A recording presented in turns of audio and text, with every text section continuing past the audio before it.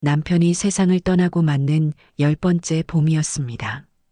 시간은 무심하게 흘러 어느덧 뜰의 목련나무는 10번째 꽃을 피워냈고 저는 그 10번째 봄을 홀로 맞이하고 있었어요. 사람들은 이 넓은 집에서 혼자 사는 것이 외롭지 않냐고들 묻지만 사실 꼭 그렇지만은 않아요. 이 집은 단순한 벽과 지붕의 조합이 아니라 제 인생의 모든 순간이 켜켜이 쌓여 있는 살아있는 공간이나 마찬가지거든요. 거실에 걸린 낡은 괴종시계는 남편이 첫 월급을 타서 함께 골랐던 것이고 부엌 찬장의 이가 살짝 나간 찻잔 세트는 아들 주석이가 어릴 적 소풍 가서 주워 온 돌멩이와 바꿔 온 보물이었죠. 아침에 눈을 뜨면 가장 먼저 남편의 사진을 향해 인사를 건네는 것으로 하루를 시작합니다. 여보, 나 먼저 일어났어요. 오늘 날씨가 참 좋네요. 사진 속 남편은 언제나처럼 인자한 미소로 저를 바라봐 줍니다. 대답 없는 메아리인 줄 알면서도 이렇게 말을 건네고 나면 정말 남편이 곁에 있는 듯 마음이 든든해지곤 했어요. 간단히 아침 식사를 마치고 제가 가장 좋아하는 시간은 바로 정원을 돌보는 시간입니다. 남편이 살아생전 애지중지 가꾸던 곳이라 저에게는 더욱 특별한 의미가 있는 곳이죠. 호미로 잡초를 긁어낼 때마다 흙냄새가 코끝을 간지럽히는 것이 참 좋아요. 오늘은 장미 넝쿨에 시든 잎을 좀 떼어주고 봉숭아 씨앗을 심을 자리를 마련해야겠다고 생각하며 정원으로 나섰습니다. 어머님, 좋은 아침이에요. 담장 너머로 옆집 새댁이 밝게 인사를 건넵니다. 결혼한 지 이제 막 1년이 넘었다는데 볼 때마다 어찌나 싹싹하고 예쁜지 몰라요. 그래요, 서연 씨도 좋은 아침. 오늘 날씨가 참 좋죠? 네. 어머님, 정원은 봄이 제일 예쁜 것 같아요. 저도 어머님처럼 예쁘게 가꾸고 싶은데 영 소질이 없네요. 처음부터 잘하는 사람이 어디 있겠어요. 하다 보면 다 늘게 되어 있지. 이런 소소한 대화가 오가는 아침이 저는 참 좋았습니다. 거대한 세상 속에 저 혼자 덩그러니 남겨진 것 같다가도 이런 작은 연결들이 저를 세상과 이어주고 있다는 느낌을 주었거든요. 그날 오후에는 오랜 친구인 숙자에게서 전화가 걸려왔습니다. 저희는 한 동네에서 같이 자라 시집도 비슷한 시기에 간 그야말로 평생의 동무였죠. 영희야, 몸은 좀 어때? 무릎 아픈 건 괜찮고? 응, 어제 병원 다녀왔는데 괜찮대. 물리치료 꾸준히 받으라더라. 너는 괜찮아? 나는 뭐 늘 그렇지. 그나저나 너는 그 큰 집에서 혼자 있는 거 힘들지 않아? 자식들한테 들어가서 살라고 해도 싫다며? 숙자의 걱정 어린 목소리에 저는 멋쩍게 웃었습니다. 사실 아들 내외가 몇 번 같이 살자고 이야기를 한 적은 있었어요. 하지만 그때는 남편이 떠난 지 얼마 안 되었을 때라 경황도 없었고 무엇보다 이 집을 떠나고 싶지 않은 마음이 가장 컸습니다. 됐어. 내가 알아서 잘 살아. 그리고 주석이네도 자기들 사는 게 바쁠 텐데 늙은이까지 얹혀서 짐이 될 수는 없지. 짐은 무슨 짐이야? 너만큼 알뜰살뜰한 시어머니가 어디 있다고. 요즘 것들은 그런 것도 모르고 복에 겨운 소리나 하지. 숙자와 한참을 수다를 떨고 나니 조금은 기운이 나는 것 같았어요. 하지만 전화를 끊고 나자 집안을 가득 채운 정막이 유독 더 크게 느껴졌습니다. 텔레비전을 켜봐도 영 재미가 없고 책을 펼쳐도 눈에 들어오지 않았죠. 결국 소파에 기대어 깜빡 잠이 들었던 것 같아요. 얼마나 잤을까 요란한 전화벨 소리에 잠이 깼습니다. 비몽사몽간에 전화를 받으니 아들 주석이의 목소리가 들려왔어요. 평소에는 용건만 간단히 하던 녀석인데 오늘따라 유독 목소리가 밝고 살가웠습니다. 엄마, 주무셨어요? 목소리가 왜 그래요? 아니다. 그냥 깜빡 졸았나 보다. 무슨 일이냐? 무슨 일은요? 그냥 엄마 목소리 듣고 싶어서 전화했죠. 저 지금 회사 근처인데 미연이랑 장 보고 엄마 집에 잠깐 들러도 돼요? 엄마 좋아하는 과일 좀 샀어요. 뭘 이런 걸 다 사오냐? 그냥 오지. 아니에요. 먹고 싶은 게 있어서 그래요. 엄마가 해준 김치찌개가 갑자기 너무 먹고 싶어서요. 미연이도 그렇대요. 아들이 보고 싶지 않은 어미가 어디 있겠습니까? 저는 흔쾌히 그러라고 하고는 서둘러 저녁 준비를 시작했어요. 녀석이 좋아하던 돼지고기를 듬뿍 넣고 얼마 전에 담근 김장김치를 송송 썰어 찌개를 끓이기 시작하니 텅 비었던 집에 사람 사는 온기가 도는 것 같아 기분이 절로 좋아졌습니다. 얼마 지나지 않아 현관문 도어록 누르는 소리가 들리고 아들 내외가 들어섰습니다. 며느리 미연이는 들어서자마자 제 손을 덥석 잡으며 호들갑을 떨었어요. 어머니, 저희 왔어요. 아이고, 부엌에서 좋은 냄새가 나네요. 저희 온다고 또 이렇게 진수성찬을 준비하신 거예요?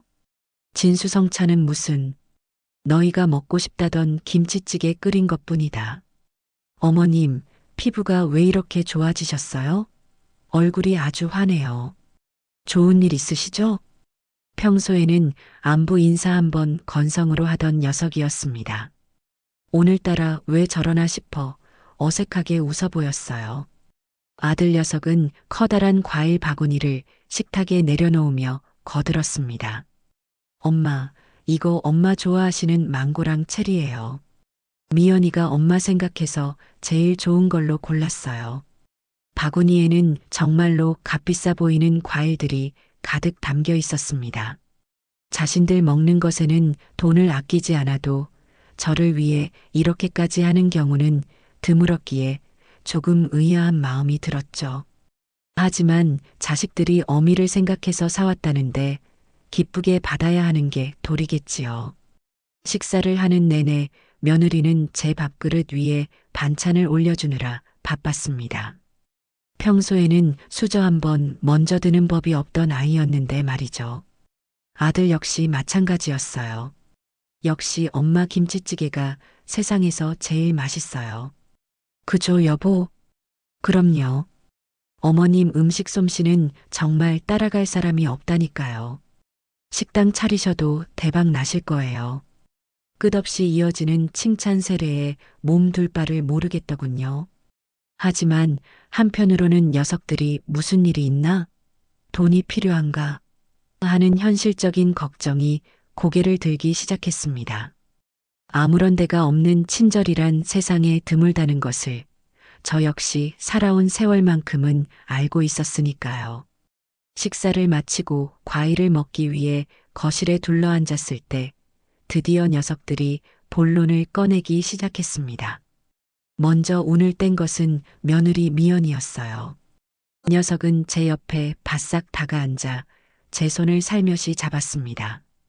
어머님, 저희가 오늘 이렇게 갑자기 찾아온 건 다름이 아니라 어머님 걱정이 돼서요. 내 걱정? 나는 잘 지내는데 무슨 걱정? 아니에요. 저희가 다 알아요. 어머님, 이 넓은 집에서 혼자 계시는 거 외로우시잖아요. 밤에 무섭기도 하실 거고요. 저희가 아들, 며느리로서 너무 죄송한 마음이 들어서요. 미연이의 눈가가 촉촉하게 젖어드는 것을 보며 저는 다음 말을 기다렸습니다. 역시나 제 예감은 틀리지 않았어요. 그래서 저희가 아주 큰 결심을 했어요. 저희가 이 집으로 들어와서 어머님 모시고 살려고요.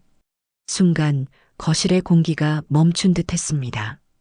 제 귀를 의심하지 않을 수 없었어요.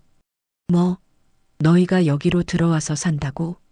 제 반문에 아들 주석이가 기다렸다는 듯이 말을 받았습니다. 네, 엄마. 그게 좋겠어요.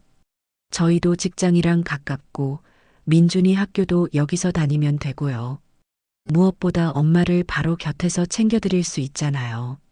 아침 저녁으로 따뜻한 밥도 해드리고 어디 편찮으시면 바로 병원에 모시고 갈 수도 있고요. 엄마 혼자 계시는 거 저도 미연이도 마음이 너무 안 좋았어요. 이건 자식된 도리가 아니라고 생각해요. 이제라도 저희가 제대로 효도하고 싶어요. 엄마. 그럴듯한 말들이었습니다. 효도, 가족, 따뜻한 밥. 제가 평생을 그리워하고 지켜왔던 가치들이었죠. 며느리는 제 표정을 살피며 쐐기를 박았습니다. 어머님, 저희 불편해하실까봐 그러세요? 저희 정말 괜찮아요. 그냥 어머님은 편하게 계시기만 하면 돼요. 모든 건 저희가 다 알아서 할게요. 민준이도 할머니랑 같이 살면 얼마나 좋아하겠어요. 네. 녀석은 금방이라도 눈물을 쏟을 것처럼 애처로운 표정을 지어 보였습니다. 저는 잠시 혼란스러웠어요. 이 갑작스러운 제안에 저희를 의심하는 마음과 정말로 자식들이 나를 생각해서 저런 결정을 한 걸까 하는 기대감이 충돌했습니다. 숙자의 목소리가 귓가에 맴돌았어요. 너는 그 큰 집에서 혼자 있는 거 힘들지 않아? 제 침묵이 길어지자 아들 녀석이 조금 초조한 듯 입을 열었습니다. 엄마, 왜 아무 말씀이 없으세요? 저희가 들어오는 거 싫으세요? 싫다기보다 너무 갑작스러워서 그런다. 너희도 살던 집이 있고 생활이 있는데 그걸 하루아침에 어떻게 정리하고 들어오겠다는 거냐? 요즘 전세가 얼마나 비싸요. 저희 사는 집 전세금 빼서 어머님 드리고 이 집에서 합치면 훨씬 경제적이죠. 그 돈으로 어머님 용돈도 넉넉하게 드리고 여행도 보내드릴게요. 결국 돈 이야기로군요. 저는 속으로 쓴웃음을 삼켰습니다. 하지만 겉으로는 내색하지 않았어요. 이 제안이 진심인지 아니면 다른 꿍꿍이가 있는 것인지 제대로 확인해 볼 필요가 있었습니다. 글쎄다. 나는 지금도 충분히 편하고 좋은데 굳이 너희까지 들어와서 북적거리면서 살 필요가 있을까 싶구나. 제 완곡한 거절에 며느리의 얼굴이 순간 미세하게 굳어지는 것을 놓치지 않았습니다. 하지만 녀석은 곧바로 표정을 바꾸며 더 낮은 자세로 나왔어요. 어머님, 제발 저희 마음 좀 알아주세요. 저희 정말 어머님 생각해서 이러는 거예요. 아버님 돌아가시고 나서 어머님 혼자 계시는 모습 볼 때마다 저희 마음이 얼마나 아팠는지 모르세요. 주석 씨도 매일 밤 잠들기 전에 엄마 걱정만 하는걸요.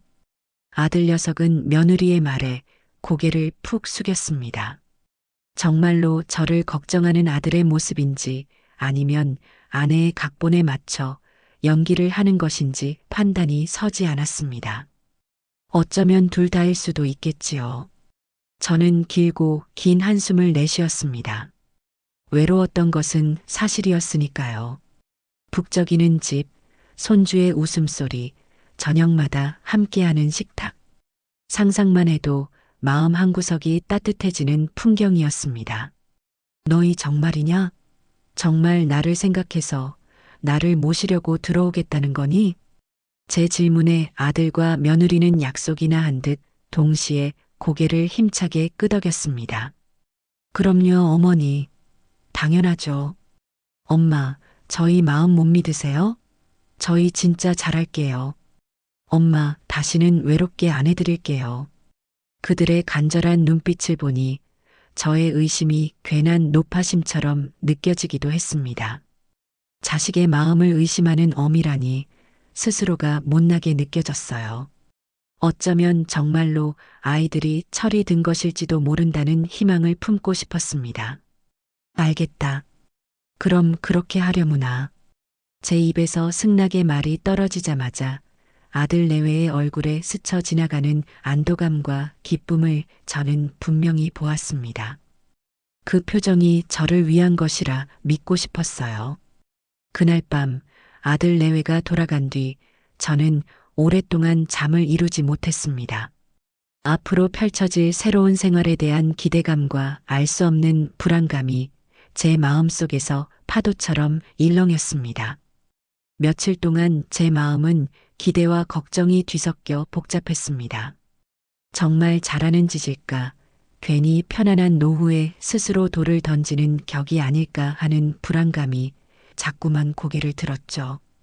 결국 저는 평생의 친구인 숙자에게 전화를 걸어 이 사실을 알렸습니다. 수화기 너머로 숙자의 의심 가득한 목소리가 날아왔어요. 뭐, 영희 너 정말 그 말을 믿었어? 주석이랑 그 댁 며느리가 갑자기 효도하겠다고 너를 모신다고? 응, 그렇게 됐어. 자식 이기는 부모 없다고 하도 간절하게 말하는데 거절할 수가 있어야지. 아이고, 이 순진한 사람아. 뭔가 꿍꿍이가 있는 게 틀림없어. 내가 그 댁 며느리 시장에서 몇 번 봤는데 눈빛이 보통 내기가 아니던데. 너한테 뭐 바라는 거 아니야? 이를테면 거짓말이야. 숙자의 직설적인 말에 가슴이 철렁 내려앉았습니다. 사실 제가 가장 걱정하던 부분을 친구가 정확히 짚어냈기 때문이었죠. 하지만 저는 애써 태어난 척 대답했습니다. 설마. 아무리 그래도 자기 어미한테 그러겠어. 내가 너무 외로워 보여서 마음이 쓰였나 보지. 일단 같이 살아보고 영 아니다 싶으면 그때 가서 이야기하면 되지 않겠어? 너는 마음이 너무 물러서 탈이야. 아무튼 단단히 정신 차리고 있어. 이상한 서류 같은데 함부로 도장 찍어주지 말고. 알았지? 알았다, 알았어. 걱정해줘서 고맙다. 전화를 끊고 나서도 마음이 영 개운하지 않았습니다. 하지만 이미 엎질러진 물이었어요. 이왕 이렇게 된 거 자식들의 진심을 한번 믿어보기로 마음을 다잡았습니다. 어쩌면 제가 그동안 너무 색안경을 끼고 아이들을 봤을지도 모르는 일이니까요. 합가를 약속한 주말 아들 내외가 이사를 왔습니다. 저는 아침부터 분주하게 움직였어요. 녀석들이 쓸 방을 깨끗하게 치우고 창고에 있던 짐들을 정리해 공간을 마련했죠. 당연히 커다란 이삿짐 트럭이 올 것이라 생각하고 대문 앞을 서성이고 있는데 웬걸 아들의 승용차 한 대만 덩그러니 들어오는 겁니다. 트렁크와 뒷좌석에 옷가지가 담긴 여행 가방 몇 개와 작은 상자 두어 개가 전부였어요. 아니, 이삿짐이 이게 다냐? 다른 짐은 트럭으로 따로 오는 거니? 제 질문에 며느리 미연이가 상냥하게 웃으며 대답했습니다. 아니에요, 어머님. 이게 다예요. 어차피 이 집엔 없는 게 없잖아요. 저희 살던 집 가구들은 다 낡아서 이번 기회에 처분했어요. 나중에 이 집 인테리어 새로 싹 하면서 예쁜 걸로 채워 넣으면 되죠. 순간 말문이 막혔습니다.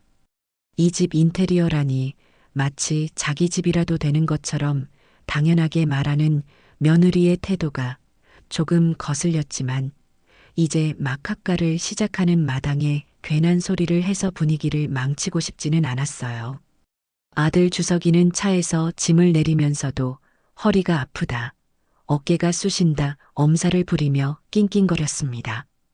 결국 녀석들의 얼마 안 되는 짐을 나르고 정리하는 것은 대부분 제 몫이 되고 말았죠. 어머니, 이 방은 저희가 쓰면 되겠죠? 해가 잘 들어서 좋네요. 저기 있던 장롱은 창고에 넣어주시면 안 될까요? 저희가 가져온 붙박이장을 설치해야 해서요. 붙박이장? 그런 건 없었는데? 아, 그건 다음 주에 기사님이 와서 설치해 주실 거예요. 제가 미리 주문했거든요. 어머님, 장롱은 무거우니까 주석 씨랑 같이 옮기세요. 저는 어이가 없어서 아들을 쳐다봤습니다. 하지만 아들은 아내의 말에 아무런 토를 달지 않고 제 눈치를 살피며 말끝을 흐렸어요. 엄마, 저건 이제 안 쓰는 거니까. 결국 저는 아들과 함께 끙끙대며 수십 년을 함께한 자개장을 방에서 끌어내야 했습니다. 그들이 이사온 첫날, 저는 제 집에서 제 가구를 내쫓는 기묘한 경험을 해야만 했죠. 하지만 그런 찝찝한 기분도 잠시, 합가 후 첫 며칠은 그야말로 꿈 같은 시간이었습니다. 며느리는 아침 일찍 일어나 서툰 솜씨로나마 아침 식사를 준비했고, 저녁에는 온 가족이 거실에 모여 앉아 텔레비전을 보며 과일을 깎아 먹었습니다. 손주 민준이는 할머니가 생겨서 좋다며 제 뒤를 졸졸 따라다녔고, 아들은 퇴근길에 제가 좋아하는 찐빵을 사들고 와 제 입에 넣어주기도 했어요. 어머니, 저희랑 같이 사니까 좋으시죠? 집이 꽉 찬 느낌이 들고 사람 사는 것 같지 않아요? 그래, 좋다. 너희가 있으니 집안의 웃음소리가 끊이질 않는구나. 텅 비었던 집이 다시 채워지는 기분이었습니다. 남편이 떠난 뒤로는 처음 느껴보는 충만함이었죠. 저는 그래, 숙자가 오해한 거야. 우리 애들이 이렇게 착한데라며 스스로를 안심시켰습니다. 하지만 그 평화는 그리 오래가지 않았습니다. 일주일이 채 지나지 않아 모든 것이 조금씩 변하기 시작했어요. 변화는 아주 사소한 것에서부터 시작됐습니다.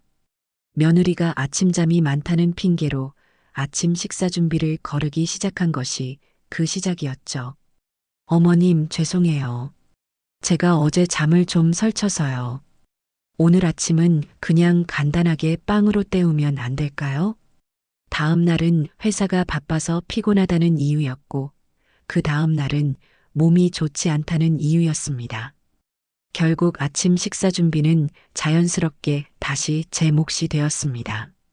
저녁 식사 후에도 마찬가지였어요. 처음 며칠은 설거지라도 하겠다며 고무장갑을 끼던 며느리가 어느 날부터인가 식사가 끝나면 소파에 드러누워 스마트폰만 들여다보기 시작했습니다. 미연아, 설거지는 내가 할 테니 과일이라도 좀 깎아오너라. 아, 어머님. 저 지금 드라마 봐야 해서요. 과일은 주석 시더러 깎으라고 하면 안 돼요? 하지만 아들 녀석은 아내의 말에 못 이기는 척 소파에 따라 눕기 바빴죠. 결국 산더미처럼 쌓인 설거지거리는 온전히 저의 차지가 되었습니다. 약속했던 따뜻한 밥은커녕 저는 순식간에 새 식구의 식사와 뒤치다꺼리를 도맡아 하는 식모가 된 기분이었습니다. 그들의 생활태도 역시 마찬가지였어요. 며느리는 자기가 입었던 옷이나 사용한 수건을 아무데나 벗어 던져놓기 일쑤였고, 아들은 과자 부스러기를 거실 바닥에 흘려놓고도 치울 생각을 하지 않았습니다. 손주 민준이 역시 부모를 보고 배운 탓인지 장난감을 온 집안에 어질러 놓고는 할머니가 치워줄 거지? 하고 묻는 것이 당연하게 되어버렸죠. 주서가, 너희 방이라도 좀 치우면서 살아라. 이게 뭐냐, 돼지우리도 아니고. 아, 엄마. 나중에 할게. 주말에 미연이랑 같이 하려고. 하지만 그들이 말하는 나중에나 주말은 영원히 오지 않았습니다. 결국 제가 답답한 마음에 온 집안을 청소하고 빨래를 돌리고 널고 걔는 모든 과정을 도맡아야만 했어요. 그들이 말했던 효도는 도대체 어디에 있는 것인지 알 수가 없었습니다. 그들은 저를 보살피러 온 것이 아니라 자신들을 보살펴줄 사람을 찾아온 것에 불과했죠. 저는 실망감을 감출 수 없었지만 이제 와서 이 모든 것을 물을 수도 없는 노릇이라 그저 꾹꾹 참아낼 뿐이었습니다. 그래도 가족이잖아. 함께 사는 게 이런 거겠지. 스스로를 위로하며 하루하루를 버텨냈습니다. 하지만 그날 저는 제 인내심이 그리 강하지 않다는 것을 깨닫게 되었습니다. 그날은 제가 오랫동안 계획했던 친구들과의 1박 2일 온천 여행 날이었습니다. 얘들아, 나 내일 친구들이랑 온천에 좀 다녀오마. 1박 2일이면 돌아올 거야. 제 말에 거실에서 텔레비전을 보던 며느리의 표정이 와락 굳어졌습니다. 네, 갑자기 어딜 가신다고요? 그럼 내일 저녁이랑 모레 아침밥은 누가 해요? 순간 제 귀를 의심했습니다. 제가 여행을 가는 것보다 당장 자신들의 밥 걱정을 하는 며느리의 모습에 말문이 막혔어요. 너희도 손이 없어, 발이 없어? 하루 이틀 정도는 너희끼리 챙겨 먹을 수 있잖니. 아니, 그게 문제가 아니잖아요. 어머님은 저희를 모시기로 하고 합가하신 거 아니에요? 그런데 이렇게 마음대로 집을 비우시면 어떡해요? 저희를 모신다는 말에 기가 막혀 헛웃음이 나왔습니다. 지금 누가 누구를 모시고 있는 상황인데 저런 말이 나올 수 있을까요? 내가 너희를 모신다고? 지금 착각하는 모양인데 여기는 내 집이고 나는 너희에게 방을 내어준 것뿐이다. 그리고 내가 내 돈으로 내 친구들과 여행을 가겠다는데 너희 허락까지 받아야 하는 거니? 제 목소리가 저도 모르게 높아졌습니다. 그러자 옆에 있던 아들이 슬그머니 끼어들었어요. 엄마, 왜 그렇게 화를 내? 미연이는 그냥 엄마 없이 밥 먹기 싫어서 그런 거지. 엄마, 여행은 다음에 가면 안 될까? 우리가 주말에 더 좋은 데로 모시고 갈게. 아들의 말은 저를 위하는 척했지만 결국 아내의 편을 드는 것에 불과했습니다. 저는 더 이상 참을 수가 없었어요. 됐다. 너희는 너희끼리 알아서 해라.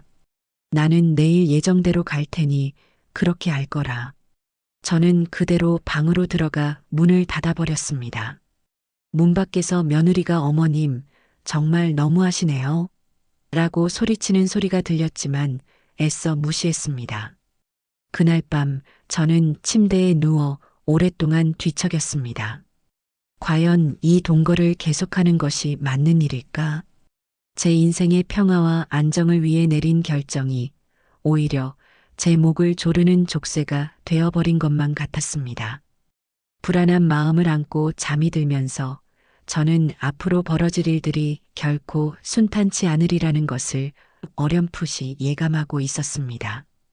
친구들과의 온천 여행은 그리 즐겁지 않았습니다. 따뜻한 온천물에 몸을 담그고 맛있는 음식을 먹으면서도 머릿속은 온통 집안 걱정으로 가득 차 있었죠. 아니나 다를까 여행에서 돌아온 저를 맞이한 것은 폭탄이라도 맞은 듯한 집안의 풍경이었습니다. 싱크대에는 음식물이 묻은 그릇들이 가득 쌓여 있었고 거실 바닥에는 과자 부스러기와 배달 음식 용기들이 어지럽게 널려 있었습니다. 제가 없는 동안 단 한 번도 청소를 하거나 쓰레기를 버리지 않은 것이 분명했어요. 이게 다 뭐냐? 내가 집을 비운 사이에 무슨 일이 있었던 거니? 제 목소리에는 실망과 분노가 뒤섞여 있었습니다. 소파에 누워 텔레비전을 보던 며느리는 저를 흘깃 쳐다보며 아무렇지 않게 대답했어요. 아, 어머님 오셨어요? 별일 없었어요. 그냥 좀 바빠서 못 치웠네요. 어머님 오셨으니까 이제 치우면 되죠. 마치 제가 돌아오기만을 기다렸다는 듯 당연하게 청소의 의무를 저에게 떠넘기는 며느리의 태도에 저는 할 말을 잃었습니다. 제가 이 집의 주인인지 아니면 돈까지 받아가며 일하는 가사도우미인지 도무지 분간이 가지 않았죠. 결국 저는 긴 한숨을 내쉬며 팔을 걷어붙이고 집안을 치우기 시작했습니다. 그 누구도 저를 도와주지 않았음은 물론입니다. 그날 저녁 식탁에서 며느리는 본격적으로 발톱을 드러내기 시작했습니다. 녀석은 며칠 동안 쌓아두었던 각종 고지서를 제 앞에 툭 내려놓으며 말했어요. 어머님, 저희가 들어오고 나서 관리비랑 가스비가 이렇게나 많이 나왔어요. 식비도 예전보다 2배는 더 드는 것 같고요. 저희 외벌이인 거 아시잖아요. 이 돈을 전부 저희가 감당하기는 좀 부담스럽네요. 저는 녀석이 내민 고지서를 말없이 들여다보았습니다. 저희 부부만 살 때는 상상도 할 수 없었던 금액이 찍혀 있었어요. 하루 종일 온 집안에 불을 켜놓고 쓸데없이 물을 낭비하고 매일같이 배달 음식을 시켜 먹은 결과물이었습니다. 그래서 내가 뭘 어쩌면 좋겠니? 어머님 연금도 받으시고 아버님 남겨주신 재산도 있으시잖아요. 저희가 어머님 모시고 사는 거니까 생활비는 어머님이 좀 보태주시는 게 맞다고 생각해요. 매달 200만 원 정도 주시면 저희 생활하는데 큰 보탬이 될 것 같아요. 기가 막혔습니다. 제 집에서 제 돈으로 장을 봐서 밥을 해 먹이는데 도리어 생활비를 내놓으라니요. 강도가 따로 없다는 생각이 들었습니다. 미연아, 지금 그 말이 좀 지나치다고 생각하지 않니? 내가 너희들 밥해 먹이고 온갖 집안일 다 해주고 있는데 왜 생활비를 내가 내야 하는 거냐? 오히려 너희가 나한테 용돈을 줘야 할 판국 아니냐? 제 반박에 며느리는 기다렸다는 듯이 목소리를 높였습니다. 어머님 말씀이 너무 심하시네요. 저희가 왜 어머님께 용돈을 드려요? 저희는 어머님 외로우실까봐 편찮으시면 돌봐드리려고 희생하면서까지 이 집에 들어온 거예요. 저희 젊은 부부가 부모님 모시고 사는 게 쉬운 일인 줄 아세요? 이 정도는 어머님이 당연히 해주셔야죠. 희생이라는 단어에 실소가 터져 나왔습니다. 옆에서 가만히 듣고 있던 아들에게 도움을 청하는 눈빛을 보냈지만 아들은 제 눈을 피하며 웅얼거릴 뿐이었어요. 엄마, 미연이 말이 아주 틀린 건 아니잖아. 우리가 같이 살면서 식구가 늘었으니까 엄마가 조금만 이해해줘. 저는 더 이상 이들과 대화를 섞고 싶지 않았습니다. 제 편은 아무도 없다는 깊은 고독감이 저를 덮쳐왔죠. 결국 저는 그들의 요구를 들어줄 수밖에 없었습니다. 싸움으로 번져봤자 저만 피곤해질 것이 뻔했으니까요. 그날 이후로 저는 매달 제 통장에서 200만 원이라는 돈을 아들 내외에게 보내야 했습니다. 그 돈은 고스란히 며느리의 명품 가방과 아들의 술값으로 들어가는 것 같았지만 저는 아무 말도 할 수 없었어요. 며느리의 요구는 거기서 그치지 않았습니다. 어느 날 저녁 온 가족이 거실에 모여 텔레비전을 보고 있는데 화면에 멋진 인테리어를 자랑하는 집이 나왔습니다. 그러자 며느리가 기다렸다는 듯이 입을 열었어요. 우와, 저 집 정말 예쁘다. 어머님, 우리 집도 저렇게 싹 뜯어 고치면 안 돼요? 이 집은 너무 낡고 촌스러워서 제 친구들 부르기도 창피해요. 멀쩡한 집을 왜 뜯어 고치냐? 나는 지금이 좋다. 에이, 어머님은 뭘 모르셔서 그래요. 요즘은 이렇게 모던하게 꾸며야 집값도 오르는 거예요. 나중에 어차피 저희가 물려받을 집인데 미리 투자한다고 생각하시면 되죠. 물려받을 집이라는 말을 어찌나 자연스럽게 하는지 마치 확정된 미래인 것처럼 말하는 녀석의 뻔뻔함에 혀를 내둘렀습니다. 제가 아는 인테리어 업체가 있는데 거기가 아주 잘하거든요. 제가 견적 한번 받아볼까요? 제 이름으로 대출을 좀 받아서 공사하면 돼요. 집 명의만 잠시 제 앞으로 해주시거나 공동 명의로 바꿔주시면 대출이 더 잘 나온다더라고요. 드디어 본색을 드러내는구나 싶었습니다. 생활비를 뜯어내는 것으로는 부족해서 이제는 아예 이 집까지 통째로 삼키려는 속셈이었죠. 저는 차갑게 대답했습니다. 그런 소리 다시는 꺼내지도 마라.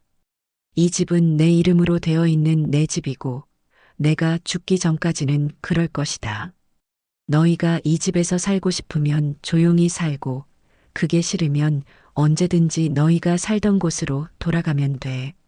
제 단호한 태도에 며느리는 입을 삐죽 내밀며 토라졌고 거실의 분위기는 순식간에 얼어붙었습니다. 그날 밤 저는 아들을 조용히 제 방으로 불렀습니다. 아내의 저런 무례한 행동을 남편으로서 제지해야 할 의무가 있다고 생각했기 때문이죠.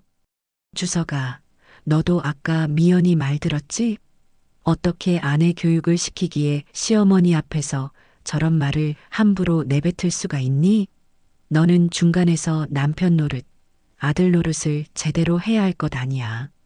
하지만 아들의 대답은 저를 더욱 깊은 절망에 빠뜨렸습니다. 엄마, 왜 그래? 미연이가 뭘 잘 몰라서 그런 거지. 아기가 있어서 그런 건 아니야. 그리고 솔직히 집 좀 고치면 좋긴 하잖아. 엄마는 그냥 좋게 좋게 생각하면 안 돼? 왜 자꾸 미연이를 나쁜 애로만 만들어? 내가 미연이를 나쁜 애로 만드는 거니? 아니면 미연이가 스스로 그런 행동을 하는 거니?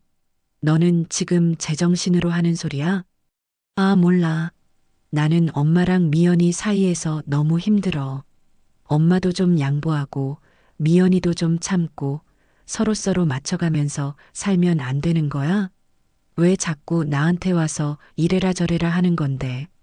아들은 오히려 저에게 화를 내며 방을 나가버렸습니다. 저는 그 자리에 한참을 망연자실하게 서 있었습니다. 제 아들은 더 이상 제가 알던 그 아들이 아니었어요. 아내의 말에 휘둘려 옳고 그름조차 판단하지 못하는 껍데기만 남은 것 같았죠. 이 집에서 제 말을 들어주고 제 편이 되어줄 사람은 아무도 없었습니다. 남편의 빈자리가 그 어느 때보다도 크게 느껴지는 밤이었습니다. 저는 이제 이 수상한 동거를 어떻게 끝내야 할지, 그리고 이 탐욕스러운 자식들에게 어떻게 제 자리를 되찾아와야 할지 진지하게 고민하기 시작했습니다. 더 이상 예전처럼 순진하게 당하고만 있을 수는 없다는 결심이 서서히 제 안에서 자라나고 있었습니다. 아들 내외와의 갈등은 제 몸과 마음을 조금씩 갉아먹고 있었습니다. 매일같이 이어지는 가사 노동과 정신적인 스트레스가 쌓여 결국 탈이 나고야 말았죠. 어느 날 아침 자리에서 일어나려는데 온몸이 으스러질 듯 아프고 머리가 깨질 것처럼 띵했습니다. 몸살이 단단히 온 모양이었어요. 저는 끙끙 앓는 소리를 내며 간신히 몸을 일으켜 거실로 나갔습니다. 얘들아, 나 아무래도 몸살이 온 것 같구나. 오늘은 도저히 아침밥을 차릴 수가 없겠다. 너희끼리 알아서 챙겨 먹으렴. 제 말에 며느리는 제 얼굴을 한번 쓱 쳐다보더니 무심하게 말했습니다. 어머님, 병원 가보셔야 하는 거 아니에요? 요즘 독감이 유행이라던데. 걱정하는 말처럼 들렸지만 그 말투에는 어떤 온기도 담겨 있지 않았습니다. 그저 귀찮은 일이 생겼다는 듯한 짜증이 묻어 있을 뿐이었죠. 아들은 제 이마를 한번 짚어보더니 말했어요. 엄마, 몸이 불덩이네. 약 드시고 오늘은 푹 쉬세요. 저희는 그냥 시켜 먹을게요. 그 말을 끝으로 아들 내외는 정말로 저를 방에 둔 채 자기들끼리 배달 앱을 켜고 아침 식사를 주문했습니다. 따뜻한 죽 한 그릇은 고사하고 괜찮냐고 들여다보는 사람 하나 없었어요. 방문 밖으로 며느리와 아들이 뭐가 맛있겠다며 즐겁게 떠드는 소리가 들려왔습니다. 저는 앓는 몸보다 마음이 더 아파오는 것을 느끼며 이불을 머리끝까지 뒤집었었습니다. 서러운 마음에 눈물이 핑 돌았지만 이제는 울 기운조차 없었죠. 그렇게 하루 종일 방에 누워 끙끙 앓았습니다. 점심때가 되자 밖에서 맛있는 치킨 냄새가 풍겨왔어요. 저를 제외한 세 식구는 점심으로 치킨을 시켜 먹는 모양이었습니다. 민준이가 할머니는 치킨 안 먹어? 하고 묻는 소리가 희미하게 들렸고 며느리는 할머니는 아프셔서 못 드셔. 우리끼리 맛있게 먹자 하고 대답하더군요. 저는 그 순간 제가 이 집에서 완벽한 이방인이자 그저 필요할 때만 쓰는 도구에 불과하다는 사실을 처절하게 깨달았습니다. 저녁이 되어도 상황은 나아지지 않았습니다. 열은 더 오르는 것 같고 온몸의 뼈마디가 쑤셨어요. 약을 먹으려면 뭐라도 먹어야 할 것 같아 저는 무거운 몸을 이끌고 간신히 부엌으로 향했습니다.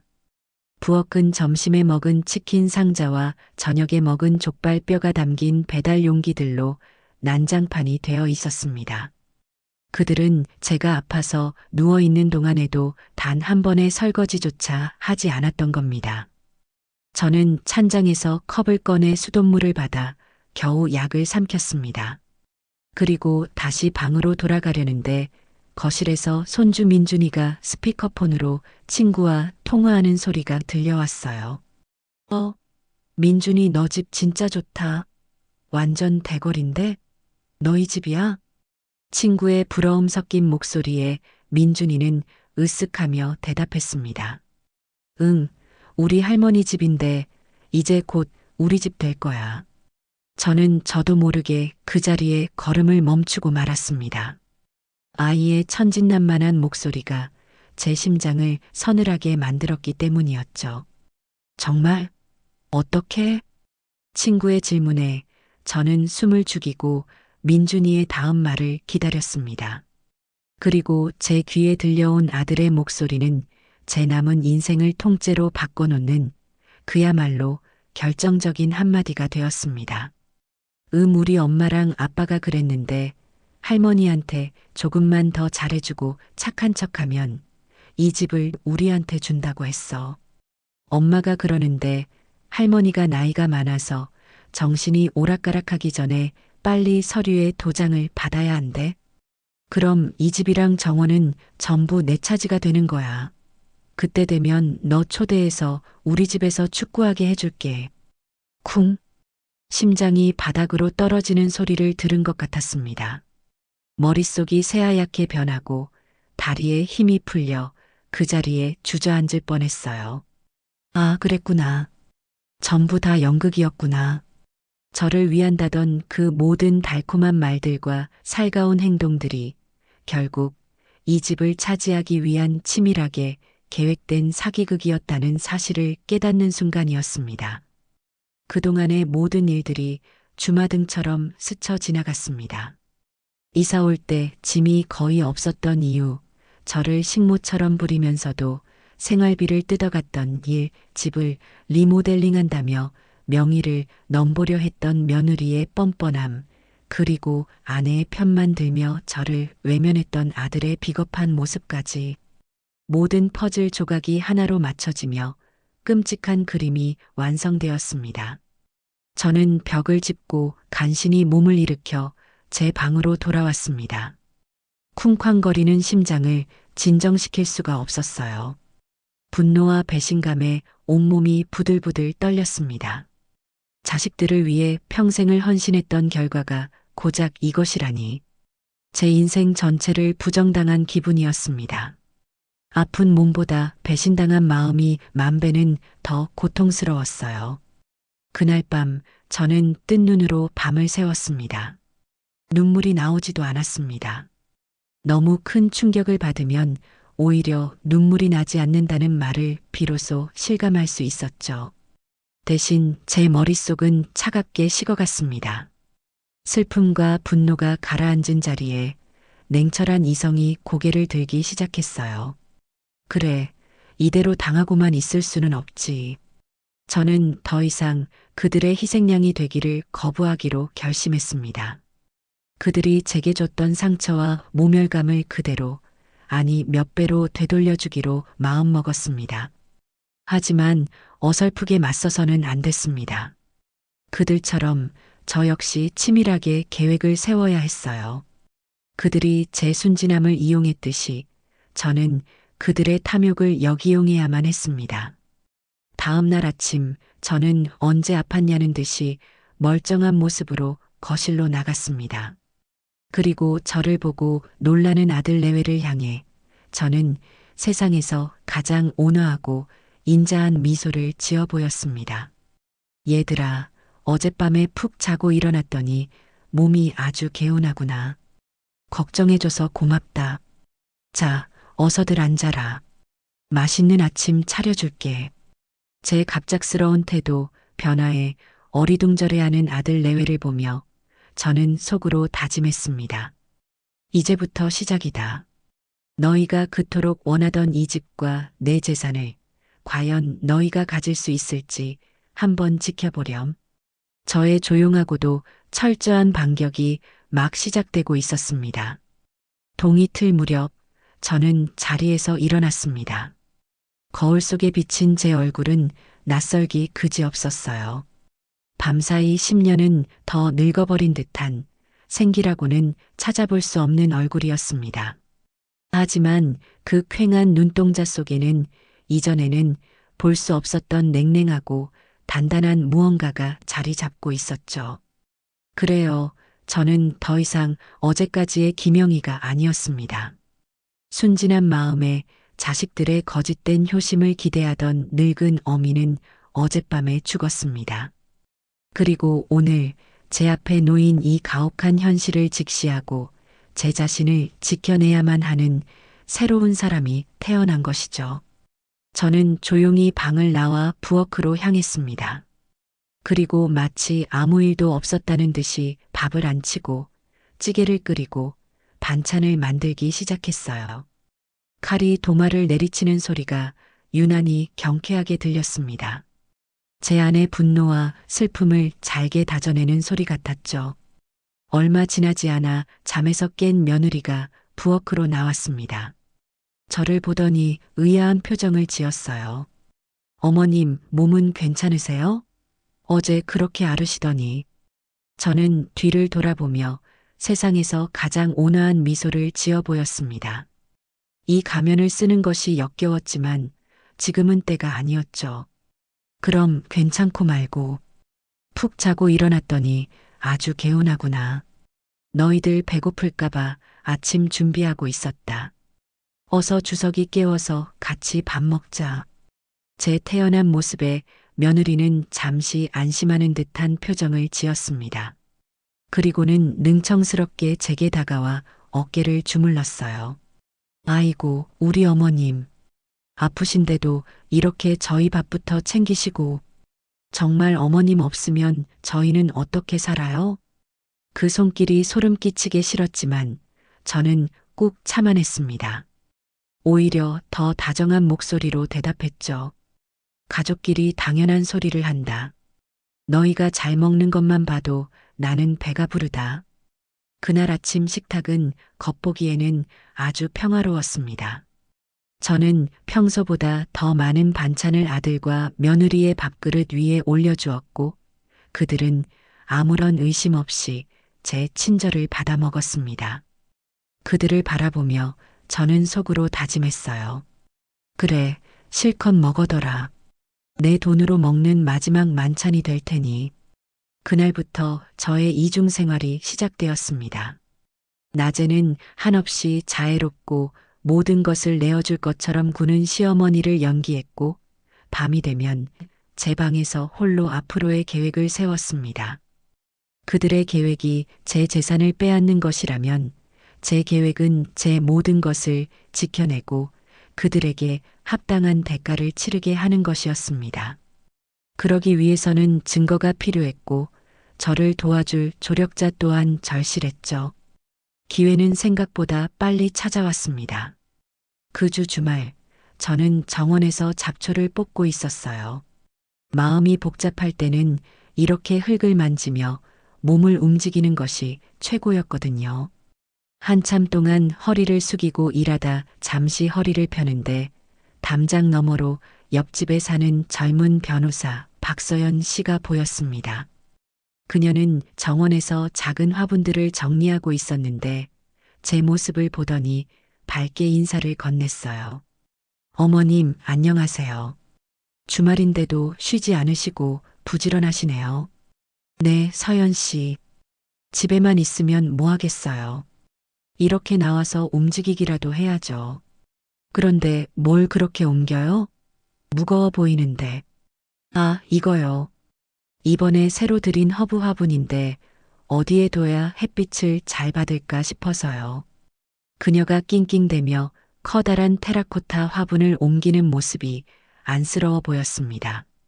평소 같았으면 그냥 인사만 하고 말았을 텐데 그날은 저도 모르게 말이 먼저 나갔어요. 그거 혼자 들기 힘들 텐데. 내가 가서 좀 거들어 줄까요? 아니에요, 어머님. 괜찮아요.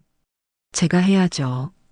그녀는 손사래를 쳤지만 저는 이미 정원 한쪽에 있는 작은 쪽문을 열고 그녀의 마당으로 넘어가고 있었습니다. 우리는 함께 화분을 양지 바른 곳으로 옮겼습니다. 화분을 내려놓고 흙먼지를 털어내는데 서연 씨가 고맙다며 시원한 매실차를 타주겠다고 저를 집 안으로 이끌었어요. 그녀의 집은 처음 들어가 봤는데 젊은 사람답게 아주 깔끔하고 정갈하게 꾸며져 있었습니다. 어머님, 정말 감사해요. 덕분에 금방 끝냈네요. 별 말씀을요. 이웃끼리 돕고 사는 거죠. 저희는 시원한 매실차를 마시며 거실 소파에 마주 앉아 이런저런 이야기를 나누었습니다. 주로 정원을 가꾸는 이야기나 동네의 소소한 이야기들이었죠. 그러다 서연 씨가 무심코 물었습니다. 어머님, 요즘 아드님 댁이랑 같이 사신다고 들었어요. 외롭지 않으시고 좋으시겠어요. 그 말에 제 심장이 쿵 내려앉았습니다. 아무렇지 않은 척 대답했지만 목소리가 미세하게 떨리는 것을 막을 수는 없었어요. 네, 그렇죠. 집이 북적북지근하니 사람 사는 것 같고 좋네요. 제 표정에서 무언가를 읽은 것일까요? 서연 씨는 더 이상 그 주제에 대해 묻지 않았습니다. 대신 화제를 돌려 자신의 이야기를 해주었어요. 잘 나가던 변호사였지만 너무 앞만 보고 달리다 번아웃이 와서 잠시 휴직하고 쉬고 있다는 이야기, 부모님은 지방에 계셔서 혼자 지낸다는 이야기 등등. 솔직하게 자신의 이야기를 털어놓는 그녀를 보며 저도 모르게 조금씩 마음의 벽이 허물어지는 것을 느꼈습니다. 그날 이후로 저는 서연 씨와 급격히 가까워졌습니다. 일부러 시간을 내어 그녀의 집을 찾아가기도 하고 제가 만든 반찬을 가져다 주기도 했죠. 그녀는 그때마다 저를 아주 반갑게 맞아주었고 우리는 차를 마시며 오랜 시간 이야기를 나누곤 했습니다. 그녀와 대화를 나누는 시간은 제가 유일하게 시어머니의 가면을 벗고 온전한 김영희로 돌아올 수 있는 시간이었습니다. 그러던 어느 날 저는 큰 결심을 하고 서연 씨를 찾아갔습니다. 더 이상 혼자서는 이 무거운 짐을 감당할 수 없다는 것을 깨달았기 때문이죠. 그녀라면 제 이야기를 들어주고 현명한 조언을 해줄 수 있을 거라는 강한 믿음이 있었습니다. 서연 씨, 사실 제가 할 말이 있어요. 제 비장한 목소리에 서연 씨는 조용히 차를 따르며 제 다음 말을 기다려 주었습니다. 저는 떨리는 목소리로 지난 몇 달간 제게 일어났던 모든 일들을 털어놓기 시작했습니다. 합가를 하게 된 과정부터 아들 내외의 돌변한 태도, 그리고 제 심장을 꿰뚫었던 손주의 결정적인 한마디까지 모든 이야기를 털어놓고 나자 참았던 눈물이 본물처럼 터져 나왔습니다. 저는 어린아이처럼 서럽게 울었습니다. 서연 씨는 아무 말 없이 제 옆으로 다가와 제 등을 가만히 토닥여 주었습니다. 그녀의 따뜻한 손길에 저는 얼어붙었던 마음이 조금씩 녹아내리는 것을 느꼈습니다. 이제 저는 더 이상 혼자가 아니었습니다. 한참을 울고 나니 마음이 조금은 후련해지는 것 같았습니다. 서연 씨는 제가 감정을 추스를 때까지 묵묵히 기다려 주었어요. 제가 훌쩍이는 소리가 잦아들자 그녀는 따뜻한 물수건을 가져와 제 눈가를 닦아주며 조용히 입을 열었습니다. 그녀의 목소리는 차분했지만 그 안에는 강한 힘이 실려 있었죠. 어머님, 그동안 혼자서 얼마나 힘드셨어요. 정말 고생 많으셨어요. 그 한마디에 또다시 울컥 눈물이 솟았지만 저는 꾹 참아냈습니다. 이제는 울 때가 아니라 싸울 때라는 것을 알았기 때문이었죠. 서연 씨, 나 이제 어떻게 하면 좋을까요? 저 뻔뻔한 것들을 이대로 두고 볼 수만은 없어요. 내 집에서 내 돈으로 저들을 먹여 살리면서 이런 취급을 당해야 한다니 너무 억울해서 잠을 잘 수가 없어요. 제 말에 서연 씨는 잠시 생각에 잠기는 듯 하더니 결심한 듯 저를 똑바로 바라보며 말했습니다. 어머님, 제가 전에 말씀드렸었죠. 제가 변호사라고. 지금은 잠시 쉬고 있지만 어머님 일은 제가 그냥 보고만 있을 수가 없네요. 제가 어머님 편이 되어 드릴게요. 저를 믿고 지금부터 제가 말씀드리는 대로만 하세요. 저는 그녀의 눈을 보았습니다. 그곳에는 연민이나 동정이 아닌 전문가로서의 확신과 신뢰가 담겨 있었어요. 저는 고개를 힘차게 끄덕였습니다. 어둠 속에서 한 줄기 빛을 만난 기분이었죠. 우선 가장 중요한 것은 절대로 감정적으로 대응하시면 안 된다는 거예요. 아드님이나 며느님 앞에서 화를 내거나 서운함을 토로하는 건 이제 그만두셔야 해요. 그건 오히려 그들에게 어머님이 모든 걸 알고 있다는 신호를 주는 것밖에 안 돼요. 지금처럼 아무것도 모르는 순진하고 마음 약한 시어머니를 계속 연기하셔야 합니다. 연기라니 매일매일 그들의 얼굴을 보는 것만으로도 속에서 천불이 나는데 어떻게 웃는 얼굴로 대할 수 있을지 모르겠어요. 힘드시겠지만 하셔야 해요. 그들이 어머님을 완벽하게 믿고 방심하게 만들어야 우리가 원하는 증거를 얻을 수 있거든요. 법정에서는 심증만으로는 아무것도 할 수 없어요. 그들이 얼마나 악의적으로 어머님을 속이려 했는지 입증할 수 있는 명백한 물증이 필요합니다. 서연 씨는 구체적인 행동 지침을 알려주기 시작했습니다. 첫 번째는 모든 대화를 녹음하는 것이었어요. 제가 작은 녹음기를 하나 주문해 드릴게요. 항상 몸에 지니고 다니시거나 거실이나 부엌처럼 대화가 자주 오가는 곳에 눈에 띄지 않게 숨겨두세요. 특히 재산과 관련된 이야기가 나올 때는 무조건 녹음하셔야 해요. 그들이 스스로 자신들의 계획을 떠드는 목소리가 담긴 파일만큼 확실한 증거는 없으니까요. 두 번째는 절대 그 어떤 서류에도 서명하거나 도장을 찍지 않는 것이었습니다. 아마 그들은 곧 증여계약서 같은 서류를 들고 와서 어머님을 구슬리려 할 거예요. 몸이 안 좋으시다, 정신이 없을 때 미리 해두는 게 좋다는 식으로요. 그때마다 생각해 보겠다, 몸이 좋으면 하겠다는 식으로 시간을 끄세요. 절대로 무슨 일이 있어도 도장을 찍으시면 안 됩니다. 마지막으로 저의 모든 재산 내역을 정리하고 안전한 곳으로 옮기는 작업이었습니다. 어머님 명의로 된 부동산, 예금, 보험, 육아증권 등 모든 재산 목록을 정리해야 해요. 그리고 통장이나 인감도장, 집문서 같은 중요한 것들은 그들이 찾을 수 없는 안전한 곳으로 옮겨두셔야 합니다. 제가 아는 은행에 개인금고를 하나 마련해 드릴 수 있어요. 서연 씨의 조언은 하나하나가 모두 명쾌하고 논리적이었습니다. 혼자서는 막막하기만 했던 문제들이 그녀와 함께하니 해결의 실마리가 보이는 듯 했어요. 저는 그날 서연 씨의 도움을 받아 인터넷으로 소형 녹음기를 주문하고 제 모든 재산 목록을 수첩에 꼼꼼히 적어 내려가기 시작했습니다. 다음 날부터 저는 서연 씨의 조언에 따라 움직이기 시작했습니다. 며칠 뒤 도착한 녹음기를 항상 제 옷주머니 속에 넣고 다녔어요. 아들 내외와 대화할 때마다 녹음 버튼을 누르는 것을 잊지 않았죠. 또한 주말마다 등산을 간다는 핑계를 대고 집을 빠져나와 남편이 남겨준 유품이나 폐물, 통장과 인감 등을 조금씩 빼내어 서연 씨가 마련해준 은행의 개인금고로 옮겼습니다. 집에서는 그들의 비위를 맞추기 위해 최선을 다했습니다. 며느리가 좋아하는 갈비찜을 해주고 아들이 보고 싶어하는 텔레비전 프로그램을 조용히 양보했습니다. 제가 그렇게 나오자 아들 내외는 자신들의 계획이 순조롭게 진행되고 있다고 믿는 눈치였어요. 저를 대하는 태도가 처음 합가했을 때처럼 다시 살가워지기 시작했죠.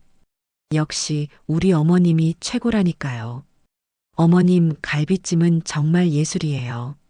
엄마 요즘 기분 좋아 보이시네. 우리가 옆에 있으니까 좋지?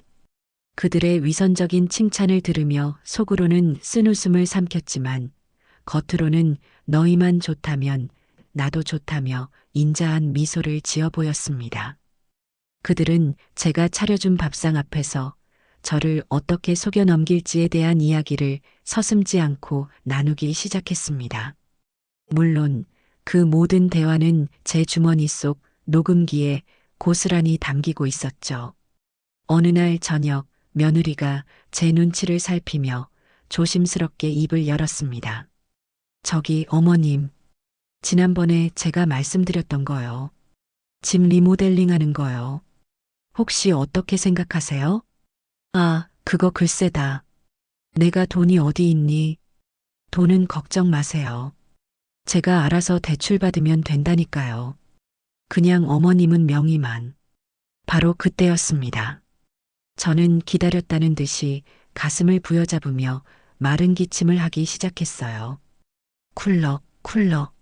아, 갑자기 왜 이렇게 가슴이 답답하지? 제 갑작스러운 행동에 아들과 며느리는 깜짝 놀라 제게 달려왔습니다. 엄마, 왜 그래? 괜찮아? 어머님, 어디가 안 좋으세요? 저는 그들의 부축을 받으며 힘겹게 말했습니다. 요즘 들어 자꾸 기력도 없고 정신도 깜빡깜빡하는 것 같구나. 이러다 정말 큰일 나는 건 아닌지 모르겠다. 이것은 서연 씨와 함께 계획한 비밀 작전의 시작이었습니다. 제 건강이 좋지 않다는 것을 그들에게 각인시켜 그들이 더 조급하게 움직이도록 만드는 것이었죠. 제 연기는 꽤 성공적인 것 같았습니다. 아들 내외의 얼굴에 걱정하는 기색과 함께 자신들의 계획을 서둘러야겠다는 조바심이 동시에 스쳐 지나가는 것을 저는 똑똑히 보았습니다. 이제 미끼는 던져졌어요.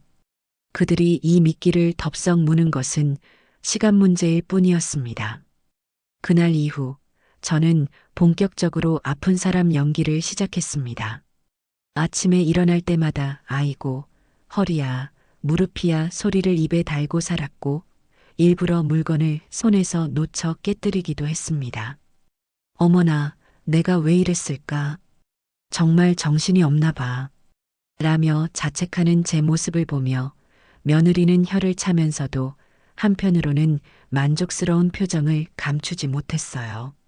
저는 서연 씨와 상의하여 그녀가 아는 병원에 찾아가 종합검진을 받았습니다. 다행히 몸에는 특별한 이상이 없었지만 저는 의사에게 부탁하여 스트레스로 인한 기억력 감퇴 및 기력 저하 소견이 적힌 진단서를 한부 발급받았습니다. 물론 이 모든 것은 계획의 일부였죠. 집에 돌아온 저는 마치 큰 병이라도 얻은 사람처럼 시무룩한 표정으로 진단서를 식탁 위에 올려두었습니다. 엄마, 병원에서 뭐래?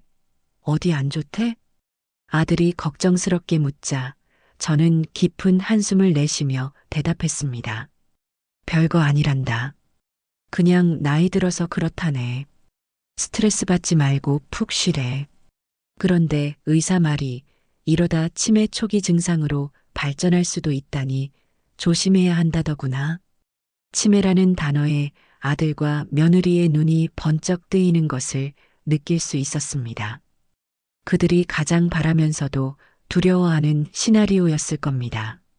제가 정말로 정신이 오락가락하게 되면 재산을 증여받는 과정이 복잡해질 수도 있었으니까요.